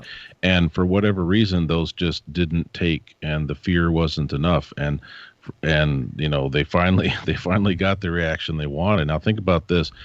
It's been a while, but when I was in junior high, I used to wrestle in high school, right? And I wasn't very good, but I learned a few moves, you know. And one thing I do remember is that if you're beating your opponent, you know, you don't let up. You keep scoring points. And the thing is, I'm thinking is, you know, if it feels like our government is letting up, well, beware, because they're either letting up because they want you to have a false sense of, okay, everything's going back to normal. Yeah. So you let your guard down. And then, like you said, oh, here comes the variants. That's my point is we don't let our guard down, even if things ease up, because quite honestly, I'm more of the type of person where some people are like, nope, that's it. You know, we're going to be in camps in 2-3 years time. I look at more as a slow bird. Continually wear people down, where all of a sudden it's like, you know what, it's just not worth it anymore. I'm just going to go along to get along, because honestly, it's really tough to kind of go against the flow. So I personally have a viewpoint that this is going to be a slow burn. They are now at a point where they kind of perfected something, and little by little, especially the next generation, as they indoctrinate, as they get more children based on, no, we're doing this to take care of everyone, and we got to be safe, and we got to look out for our neighbors, and they got to be, you know, well protected. So again, they always know that it's always about, we've known about this, it's always about the next generation, it's always about the children. So I look at this as a bit longer on the timetable, and again, I could be wrong, but I think that we are going to have these points where like, oh wow, you know, a breath of fresh air, maybe it's gone. But keep in mind, guys, that like, quote unquote, these things have never gone away. So all of a sudden now it's like, can you imagine, let's just say right now, it basically goes away, and then all of a sudden like, flying flu 2.0. This one is 10 times more deadly than that first one. Away we go, because they've already got this system in place. No problem. We're going to lock stuff down. We're going to shut everything down. We're going to get that vaccine developed, and away we go. So they kind of have a system ready to go. But meanwhile, if we know this is going to happen, because I think the good news is here, I never really understood how they were going to actually start like fencing churches, making people go underground. I never really got it, other than just tyrannical governments doing that. But I'm like, wow, it's coming under the scientism branch. It's actually coming under a thing where most people, and I have read the other side of this argument, and they are seriously not trying to be jerks. They're like, no, like they're putting our lives at risk. These people that aren't getting that. So I think there's going to be a real hatred grow towards these really rebellious people in society. And what do you do with people? What do you do with people you only have a few options of what you do with them. You re-educate them, you have to deal with it, especially if society can progress. So I just think that we're now at a point where we're like, okay, we know this is a very feasible way that they can do this very quickly. And we just need to be on guard, but we need to be talking to people and saying, hey, look, especially in a situation like we're in right now, is like, do your own research, get them resources, let them make that decisions. At the end of the day, I was talking to a friend and I said, dude, like we were talking about the debate about, the jab and all that. And I said, dude, at the end of the day, I respect your right to choose for you and your family. And if you want to do that, great. But I said, can we not agree together that we should never allow the government to oppose it? He goes, I 100% agree. So we had commonality in the fact that let's fight for each other's right to have that freedom to at least choose, not for a government to mandate. That is the whole argument. So guys, it's not even about, good or bad or this or that. It really comes down to let's fight for the right that we should be able to choose. We should be able to have the right to educate our children. Guys, it's going to come to a point where the government's going to mandate that you are no longer allowed to educate your children. These type of things are going to happen progressively over time. They've just brought this entire issue in the forefront to really kind of see where things are at. And it's been, quote unquote, an experiment, but they've been able to learn a lot. That's why I don't think this is the one, the big one. I think they've got a lot of stuff. They've got a lot of data to work with, but I find it striking when all of a sudden, and you saw in that mini documentary that I played in the first hour, is they said there's lockdown for 14, 15 months, and they still will not provide scientific evidence to support the lockdowns and the drastic overreach that the governments have done. That to me is the biggest issue. Let's get back to, let's call science into question. We love science. Can we please see empirical, true scientific evidence? Absolutely. Because I'll tell you one thing, the debate is a little bit different when I see true empirical scientific evidence to support, wow, maybe there's something bigger going on. But guess what? It's under the scientism realm. And that to me is something that people need to wake up. And they are waking up to that, because when you got 80 million people going, man, I'm not convinced that these scientific experts, and look at Fauci. I mean, Fauci is being considered like, wait a minute. He's been out there as the scientific head of research and biology and all this. And it's like, he's just can do no wrong. And yet now he's been caught. The fact that he's saying one thing, telling people, advising people don't wear a mask because they don't protect you from anything, which truly, I think when the science comes out, and the science will come out over the years where they're like, look, we've had time now to really do the empirical. Guys, we're talking about the whole earth and the creation. Guys, let's now focus our attention to find good scientists out there that are going to do real science to prove the reality of what works and what doesn't. Because to me, I think that still is part of the fight. We used it when it came to flat earth. We used it big time. That was one component. We use the spiritual component, the scientific component, and also the find the truth component. But what I'm saying is this argument, we can do the same thing. Let's prop up science. Let's say we want to see the science, because guess what? Just like the whole creation thing, they have no arguments. They have no discussion, because guess what, guys? It's not scientifically proven, and it's not scientifically true, or they would gladly support the data and say, here is the science, because we love science. Guess what, guys? We've been duped, just like Scientism Exposed said from day one, this is bigger than most people believe, and now we're seeing exactly how much power they wield. In a very short time, they were able to shut churches, businesses, lock you in your homes. They have incredible power. And if people do not voice and wake up, you're dealing with a takeover. Everyone was worried about the government. Guys, don't worry about the government. Worry about the power of scientism and big tech. These guys working together, the government can sit back and say, hey man, we're not doing nothing. It's the private companies and the scientists that are saying, hey, we can't argue. The science is settled. Sure. Yeah. And I think that's a great tactic to use, because there is actual science out there. And the other thing is to help people to realize that, look, what's being propped up on the social media is only certain aspects of what the CDC has reported or other agencies. But when you can start sharing actual links from places like the CDC, where it's the CDC is saying, hey, this was overblown, or here's the actual numbers with this. Not that we want to trust everything that comes from those agencies, Correct. but when it can use the power of what comes out of their own mouth, to show their inconsistencies, just like you mentioned with Fauci. One moment he's saying, masks won't work. Most of the masks that people are wearing in these grocery stores are not going to protect them. The particles are much, much smaller, can easily get into those masks. Yeah. The masks are better off being used by somebody who's already actively sick, Yeah. And so it's just it's talking out of both, scientism is talking out of both sides of its mouth, Yeah. but also from the spiritual component. We don't know exactly what all is coming down the pike. I think about this. Will this whole corona thing and medical stuff and scientism be milked? I think it will for quite some time. But think about how long that, the whole Al Qaeda thing was milked. For years, right? I mean, we had wars over it. And then all of a sudden it was like, before it was like, Al Qaeda is going to take over the world and they're the greatest threat to mankind. And now all of a sudden it's like, oh yeah, a couple of years ago there was this thing called Al Qaeda. It's not a big deal now. So they're either they're going to milk this till the end, and then, they're going to throw another curveball, right? So the only way that we can really be prepared for things that we can't be prepared for is that for believers is to do, as you said earlier, like Daniel, what did he do in a faraway land living under pagan authorities, who were ruthless? Well, he didn't know exactly all the details, but he knew that what was happening around him, he could not participate in. So what did he do? He purposed in his heart, right, not to do certain things, not to defile himself with the king's choice food, which was against the Father's commandments.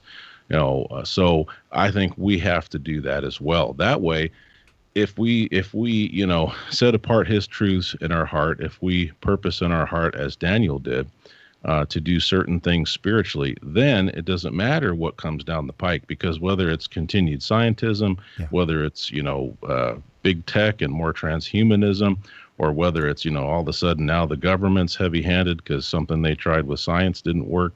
Whatever the case is if we have the right spiritual foundation, we can survive through anything. So, but I think those are good approaches.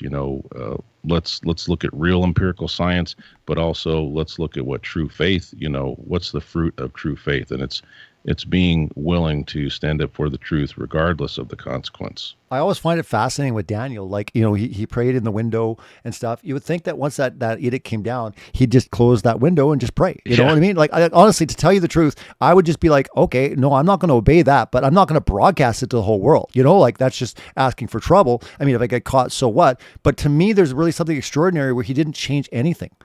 He could have easily just been like, okay, I'm going to continue to pray, but I'll pray near my bed, or I'll pray, in the corner. But he's still being obedient, correct? But he was like, there's something really profound of the fact that he didn't even change the way, he was kind of, drawn to do. So, I mean, there's something very, very significant about it. But to me, that is so extraordinary, because for the most part, how would you ever know? Unless you're grandstanding and you're like praying as you're walking down the street and stuff. But other than that, how would anyone know? Like, if the government said right now, okay, we're outlawing prayer, everyone's just laughing. They're like, okay, like, I mean, I'm just going to pray. Who are you going to know? I find it fascinating that of all things that could be done, it's prayer, for goodness sakes. But they saw and they said, look, this guy is doing this. Let's do it so that he is going to get in trouble. So I think that tried to stack the deck. Well, it's interesting. I mean, it's one thing when you bring in this thing and saying, look, for the safety of everyone, we want to be careful and we want to reduce, to be fair, in Canada, they never fully went to the degree in Alberta. I mean, in other provinces, yes, they did. They shut everything down. But in Alberta, the one thing that people were saying is like, look, we have never been fully shut down. We're still at 15%. It kind of went 25, it went 15, but it never went to zero, right? So there's like, look, man, it's still not as bad as it could be. But I just find it fascinating that they moved in of all areas on worship. Listen, oh, by the way, you can't sing. You're allowed to hum. You can hum, but you can't sing because you might spread the virus. To me, I was like, that's entering a whole new territory of just interesting that they would move that direction. They could have just been like, hey, as long as everyone was wearing masks, I don't really care. But the fact of the matter, there's like, listen, if you can, just hum instead of singing. I thought that was on a spiritual front. Don't you find that very interesting? Now, from a medical or whatever, you could justify, like, if there was something going on and you're yelling at someone, you're spreading it. But this whole idea that people are like driving around in their cars by themselves wearing masks They've got to such a point now where it's just so insane. I've basically said this, that, people are saying, no, they're going to force everyone. My idea is I think the roles are going to reverse, where down the road, if you have your card, you're going to be able to walk into a shop. If you don't, however, you're going to have to wear a mask. So I think at some point the tables are going to turn where all of a sudden the mask people are the opposite. The ones that were resisting it will be using it to do things in society because they won't fully enforce it. But they'll be like, that's fine. If you can't show a card, that's fine. You just got to wear a mask, right? If not, you're cut out. So like no more concerts, no more events, no more nothing like that. And they're fine. So guess what's going to happen down the road when all of a sudden everyone's just having their freedom. They look over at this little huddled group of maskers and they're just kind of like, they're too good for us. You know what I mean? Like they can't just, they pressure. I ran into people, they said, look, if people would do this, we would have been out of this months ago. And I'm like, dude, if you actually look at the scientific evidence, the opposite. Look at Florida, look at Texas. It actually is weird that all of a sudden the most restrictive states like California, their infection rates are out of control, and yet everything is going down in these places that they're like, no more mask mandates, and everything's going down. So this evidence, that it seems like the more mask mandates there are, the numbers go up. It's weird. It's almost like it gets worse if you wear masks. So the science and the data is coming back now, not supporting this theory. Like, hey, if everyone would just wear masks, this would just go away and be eradicated. Interesting. We look at South Dakota now. We can look at Florida. We can look at Texas. And again, a lot of people are going to be comparing this data, and they're going to be using real science, real data, and they're going to see the reality. So I think in ways we have science to work for us, not against us, just like we did with the whole creation argument. We loved the fact that we could use real science. So guys, keep in mind, have that same passion for true, real science and scream and fight for it, because you've got 80 million people in America. And before that happened, I would imagine there was maybe 10% less, maybe 5% of Americans that were like, oh, I'm questioning science every day. They weren't. So guys, we're dealing with something that just happened where now everyone's calling science into question. To me, there's a huge victory because you've got almost 100 million people in America alone that 10 years ago, they're like, no, science is amazing. I mean, you can't question science. Science is settled. And they're like, these people, science deniers. But now you've got 100 million people that are like, I'm not so convinced in the experts in science anymore. I want to see the data. So I think there's a lot of good coming up because there's a lot of resistance and a lot of people are waking up. And what if God is using this mode to wake them up on the greater agenda of scientism to draw them back to the true creation of the Creator? Sure. And, one of the things that's happening, I believe, with what you've stated is that there's a fine line, when you push for something too hard, too fast, it can actually backfire on you. Yep. And so I think some people that before were just, trusting carte blanche, and they're like, okay, well, they're doing this for our health, and they're, blah, blah, blah. And then they're starting to see things and they're like, whoa, wait a second, So, yes, the powers that be and even the spiritual forces of wickedness, they're behind some of this as well. They're pushing this agenda, but they're not all knowing. They're fallible as well. They're fallible. They make mistakes and they screw up. They're like, oh crap, we went too fast on that one. That backfired.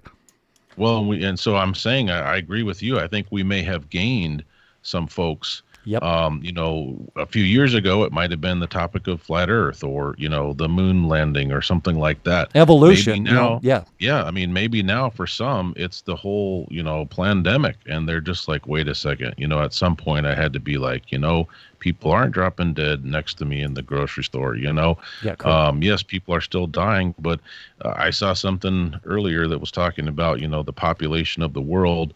We're in this whole supposed pandemic, but the population has increased, So, yeah, I mean, but I agree with you. This could be an opportunity for not just pointing out true science, but also pointing people to the Creator, as you said, because think about it. There are some families that did everything that the government said to do, right? And they still had loved ones die. Correct. Now, you could debate whether it was actual COVID that killed them or if it was some underlying, precondition.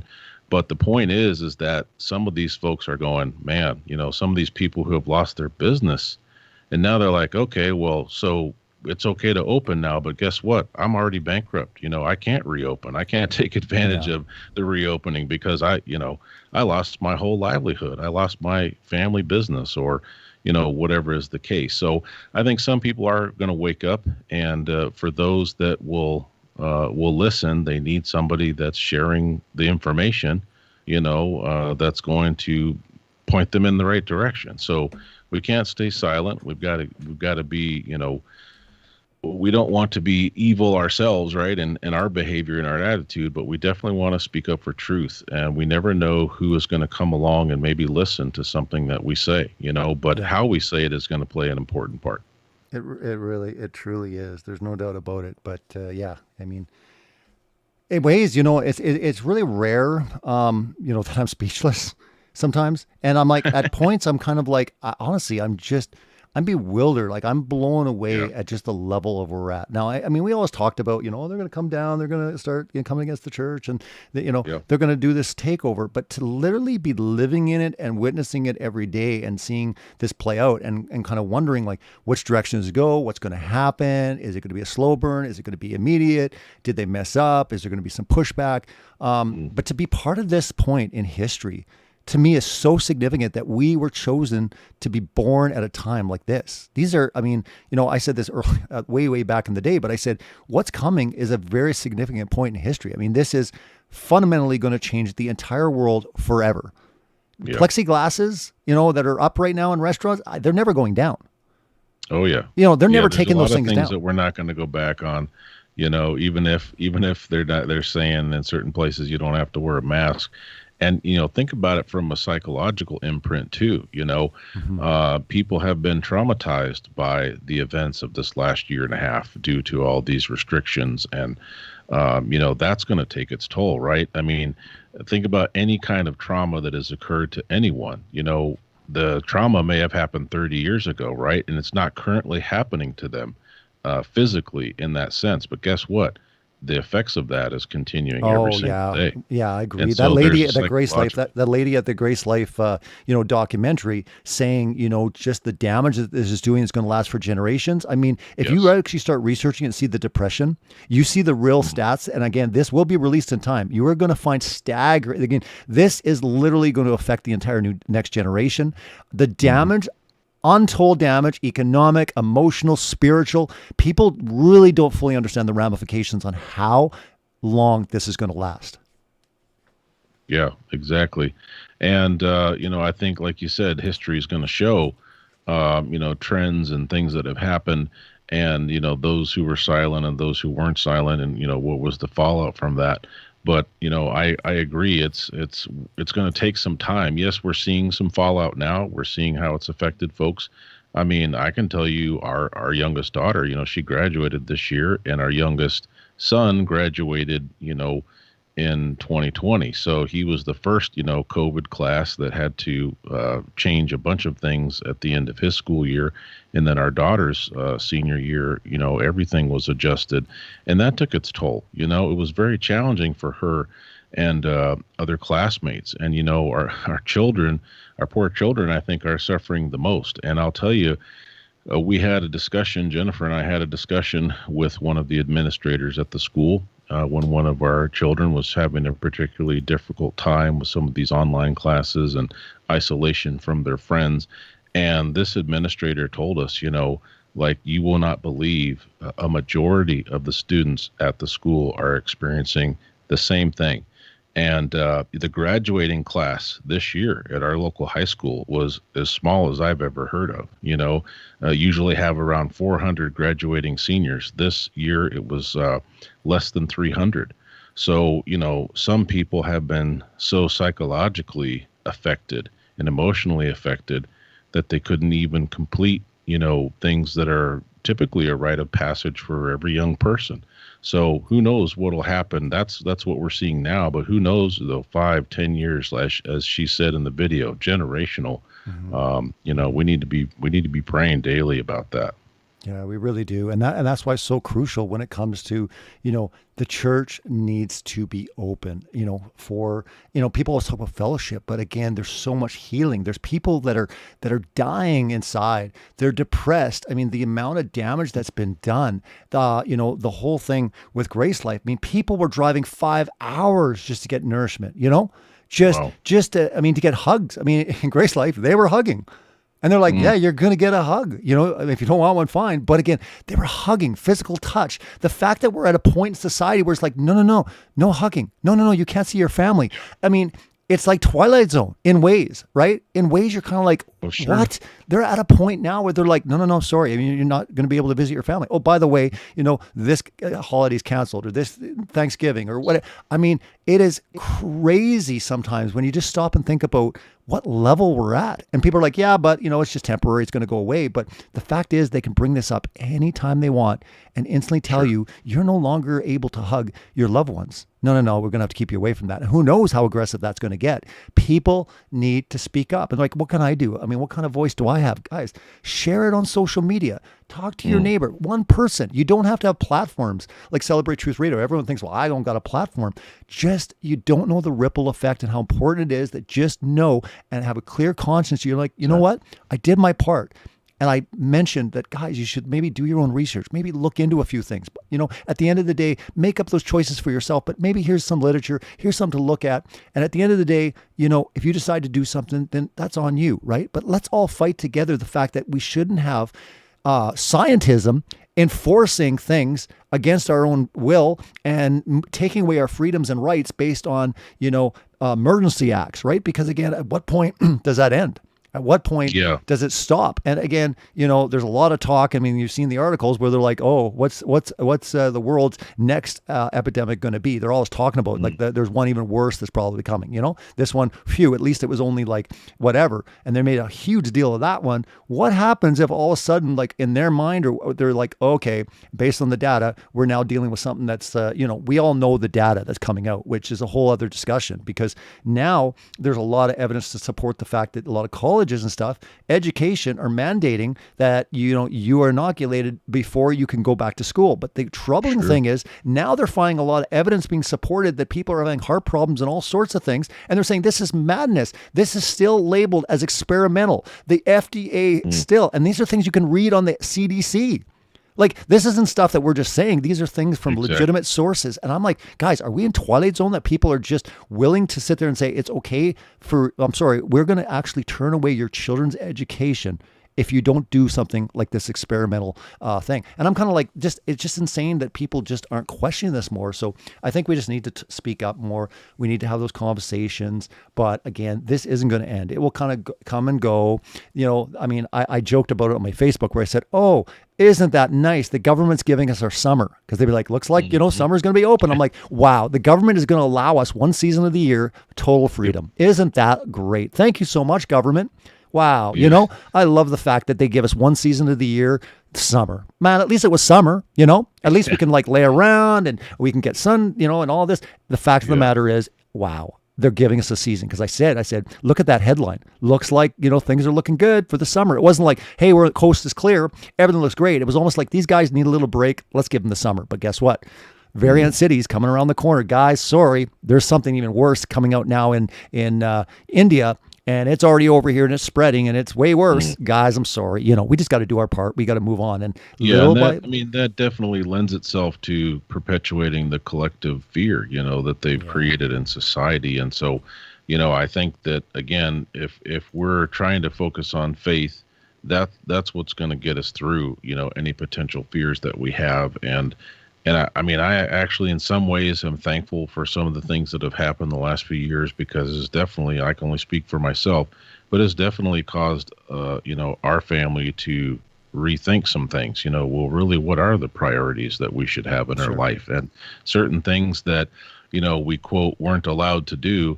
I mean, we realized that those things were distracting us from other spiritual things anyway, and it's like, now I don't miss those things. I mean, I used to be a huge sports fan, I haven't given care about sports in at least the last few years, but several years. And well, especially now that basically you get preached at and they're all woke. I mean, to me, that's a whole other show.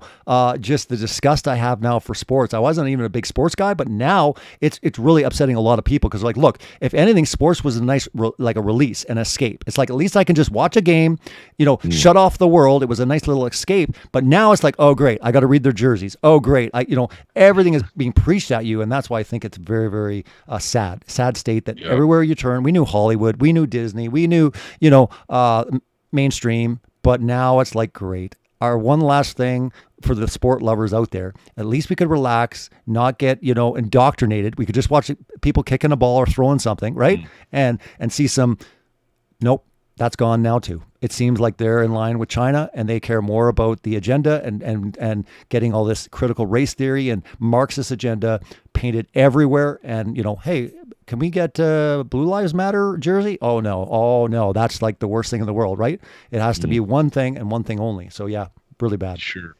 Yeah, I mean, and we know that it's really a spiritual battle. I mean, yes, there's all these physical things, but if we ever forget that there's a spiritual element to this, we're not going to be able to fight against it. So we have to keep that in mind and make sure that we're in prayer, we're studying the Word, and we're fellowshipping and encouraging one another. And it'll be interesting to see. I think there's this false sense of, okay, like you said, we've got the summer, but let's not let our guard down. Yeah, and they kind of look at the big picture, and really look at the big picture, because I think the writing is on the wall that we know now that, I mean, if you really start looking into Marxism and communist takeovers, if you look at their playbook and you look at this big, instead of class, they're using race this time. If you look at what organizations are looking at to basically fundamentally break down everything we knew about our Constitution, about our, they want to rewrite everything. They want to rewrite history. They want to, America, teaching, it's all evil and stuff. This is 100% from the playbook. You need to take down the entire framework and build it up again. So you could say, well, no, it's different. This is COVID. Well, again, guys, read the playbook. This is it. We're here. This is not made up. This is not in China. This is happening right now. It's been going on for a long time.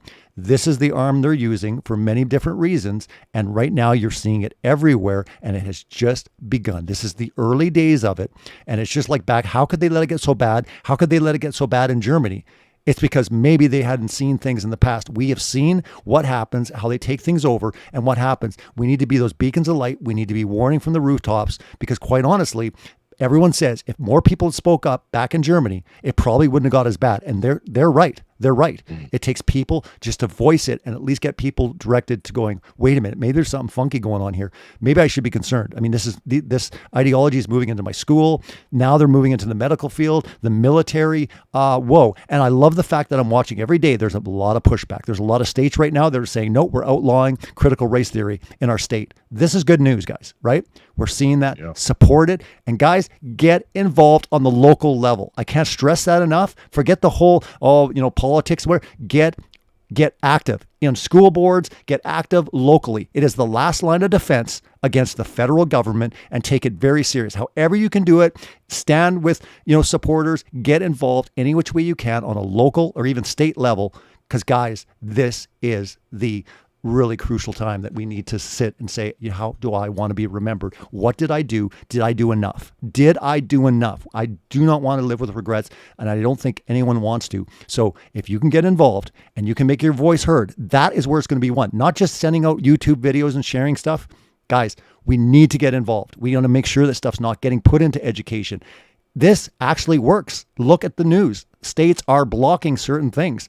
This prolongs it and doesn't make it so insane for us of what we're going to have to live with. Maybe it's going to be passed on to our children or our children's children. The fact of the matter is, don't just sit around and post on social media. Find something, pray about it, and get active. Get active where you could, at least in one area, kind of guard that a little bit and actually say, no, my voice counts. Because guys, on a local level, your voice incredibly counts. It is the one part that hasn't been fully taken over or manipulated, in my opinion. Yeah, you can look at some of these local school boards and some of these videos that have come out. I mean, and they've been able to make a big difference because they stuck together and let their voice be heard. Yeah. So, I'm using more on my platform saying, hey, when on the local level, please get involved. Like, find out the need on a local level and get involved, guys. This is the time. I'm going to be talking more and more about stressing about the times we're in. This is serious times. Get involved, start looking into it, start praying about it, and be obedient to what God wants you to do. Good night, all. It is the most important. Anyways, in closing, I want to make sure we're off on Revolution Radio, but really quick, I mentioned that we'd be respectful of your time, but I wanted to make sure that we were rushed off. If there's anything in closing remarks, I want you to be able to say them, and then mention where they can find more information about you, and everything that you want to basically talk about here closing out the night. Sure. Well, I appreciate it. And as I mentioned before, some folks have been aware if they've been on Facebook months and months ago, but started a new job a year ago. And so I have an actual day job, which is very challenging and rewarding. It keeps me very busy. I haven't been doing a lot of new content the last several months, but I'm still active in benevolence, helping those in need as I can. Ministry through encouragement, Facebook, prayer requests, but I still have a website, firedfortruth.org. And I also still have my YouTube channel, and I probably will be doing a few other videos coming up. I have a couple of topics that I would like to share on. I may even have a friend or two on that has some testimony that they want to share about, going through some difficult times this past year or two. So look for that, click the bell so that when I do have some new potential videos out, that you'll get a notification for that. But firedfortruth.org is my website. There's some other information there. I'm on Facebook as Nate Wolfe, Fired for Truth. And if somebody wants to reach out to me, they can email me at nate@firedfortruth.org. But again, I just wanted to take this opportunity to share about some important topics. I appreciate you inviting me, on the show tonight. And, I am very busy during the day with this new job and with different family things, but I really appreciate everybody's, continued prayers and just friendship and fellowship. And, one day at a time. That's all we can do. So make the best of each day, and appreciate all those in the chat. Many people, many friends saying hello. It's been great to be with you guys tonight. Yeah, no, it's been a real blessing to have you back. And honestly, I mentioned this in the past, and I know that things have changed, and you're super busy, but keep in mind that you're welcome anytime. And just maybe it might be a thing that just you're really busy, but the odd time, just come on and let's chat about different topics, because I think that your voice is so important for people to hear. Your perspective, all these things are just really, really important. I think you really bring it down to a level that people need to hear it in a concise, calm kind of way, and just really making people think and pray and really get drawn back to the most important thing, which is God. And honestly, what you said tonight, Amen. Family, and I think you're a very, very strong example of just an incredible family with the Wolfe Pack, what you've been able to achieve, and even getting to know your children. I'm like, wow, if only I could be so blessed that my children would be the way they are with you. And I mean, that really is a testimony of, how God's worked through you and the way you've raised your children, for him. You have done an incredible job. And again, family is so incredibly important. And that's why we need to raise our voices, because it's not just attacking the churches. Again, it's attacking the family. And they're attacking the family in many ways. I did a broadcast a few episodes ago talking about, how they were attacking the family. But it is so important. And the one thing we can say, and maybe we all needed this wake-up call, is what really is important. And I love the fact that our priorities have now been shifted around. We're like, you know what? I'm going to spend more time. There has been blessings, even though there's been painful persecution and different things. But you know what? We have been able to spend more time with our family. We have been able to maybe read the Bible more and stuff. So there always is that good part of it. And I think continuing on, we need to really look at kind of what God has us, in place to do, because we are the light of the world. Right? We truly are. Absolutely. And it's going to get darker and darker and darker. It truly is. And I don't like to, freak people out and live in fear. We shouldn't have the spirit of fear. But let's be realistic that we're entering a very, very interesting time. And I think he's calling out the church and saying, guys, it is now time. And there's nothing for you to fear. Nothing is going to happen. Greater is he that is in you than he who is in the world. And also, when you look at it, it's like nothing can happen if it is the will of God and he has you to do something. You fear no man. You fear no man. You know, absolutely. You fear absolutely no even the consequences, because he's going to be with you even in those consequences, as God was with Pastor James in jail. And I'm going to have him on at some point and talk, because he really articulates everything that kind of took place through that whole thing. He was put in solitary confinement for 2 weeks. I don't know about you, man, but that, like, to me is an incredibly, he said it was a very, very trying time, you know, to be in solitary confinement for 2 weeks. And he got, like, I think an hour each day to walk around. You know, but he was separated from Gen Pop and all this sort of thing. And to me, I'm like, wow, you know, but he grew in that time, and it was part of his journey, because God's preparing for him for something even bigger that's going to happen. And he had to go through that. But I really do, I'm thankful to God that there are pastors, that there are people that are taking the stand, and their voice is being heard, and God, truth is being preached out there, where people are realizing, okay, wait a minute, maybe something bigger is going on in the world, and maybe I should just look into this a little bit more. So like I said, I know you're super busy, but would love for you to be able to come on a little bit more, especially be able to talk about certain things that are on your heart and stuff, because like I said, totally miss you. And I've told you that. I said, dude, no pressure at all. You want to come on whenever and you don't have to commit to anything, but you know, a lot of people. This has been I appreciate the invite, and you know, it's been a very different change in this year. You know, before my time was completely my own, you know, and so obviously I could be very active in content and different things. And then of course, with all the COVID stuff, you know, most conferences weren't happening for a while, so I wasn't able to do traveling and speaking. And then I got this job, you know, basically in social services, which is a really important job. And you know, I'm thankful that I can be reconnected to the greater community, you know, in that way. And I'm thankful to be able to, you know, to pay the bills. And, you know, after some time, you know, from being fired and struggling with that, and, you know, folks in the community really helped us through, and the Father was faithful. So I think, you know, it seems like I've gone through some different phases in life the last few years, and we're just trying to be faithful where the Father has us now. And, you know, I don't know if I'll be doing this job for 20 years or if, you know, maybe something will shift again, but I do know that we're just trying to be faithful to him each day. We're trying to still do what we can to encourage others. And we're very thankful for folks like those in your chat, you know, who have prayed for us, and we're friends. Sometimes we even get to see people in person, so that's a huge blessing. But yeah, thanks for having me on, and hopefully maybe in the future we can do this again.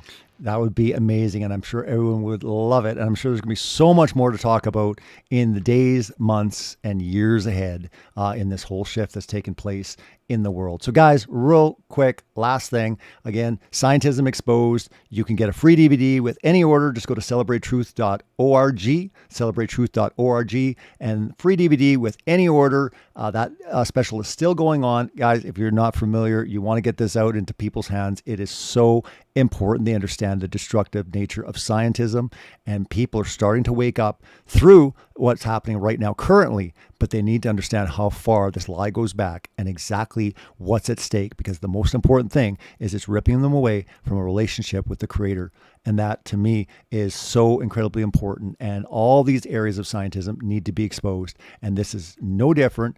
But again, we have to keep looking back to what's the most important. So guys, really appreciate everyone. Thank you so much for tuning in. Next week, we'll be back same time, same place, Celebrate Truth Radio, and I'll have my 24/7 live stream going on about 10 minutes right after the show ends. So if you want to stick around, it's going up and you guys can fellowship and chat in there. And there's some great moderators. Thanks to all you guys that keep everything going. I don't have a lot of time to be interacting a lot, but I really do appreciate you. You've been around a long time. So thank you, moderators. Thank you to the amazing community at Celebrate Truth.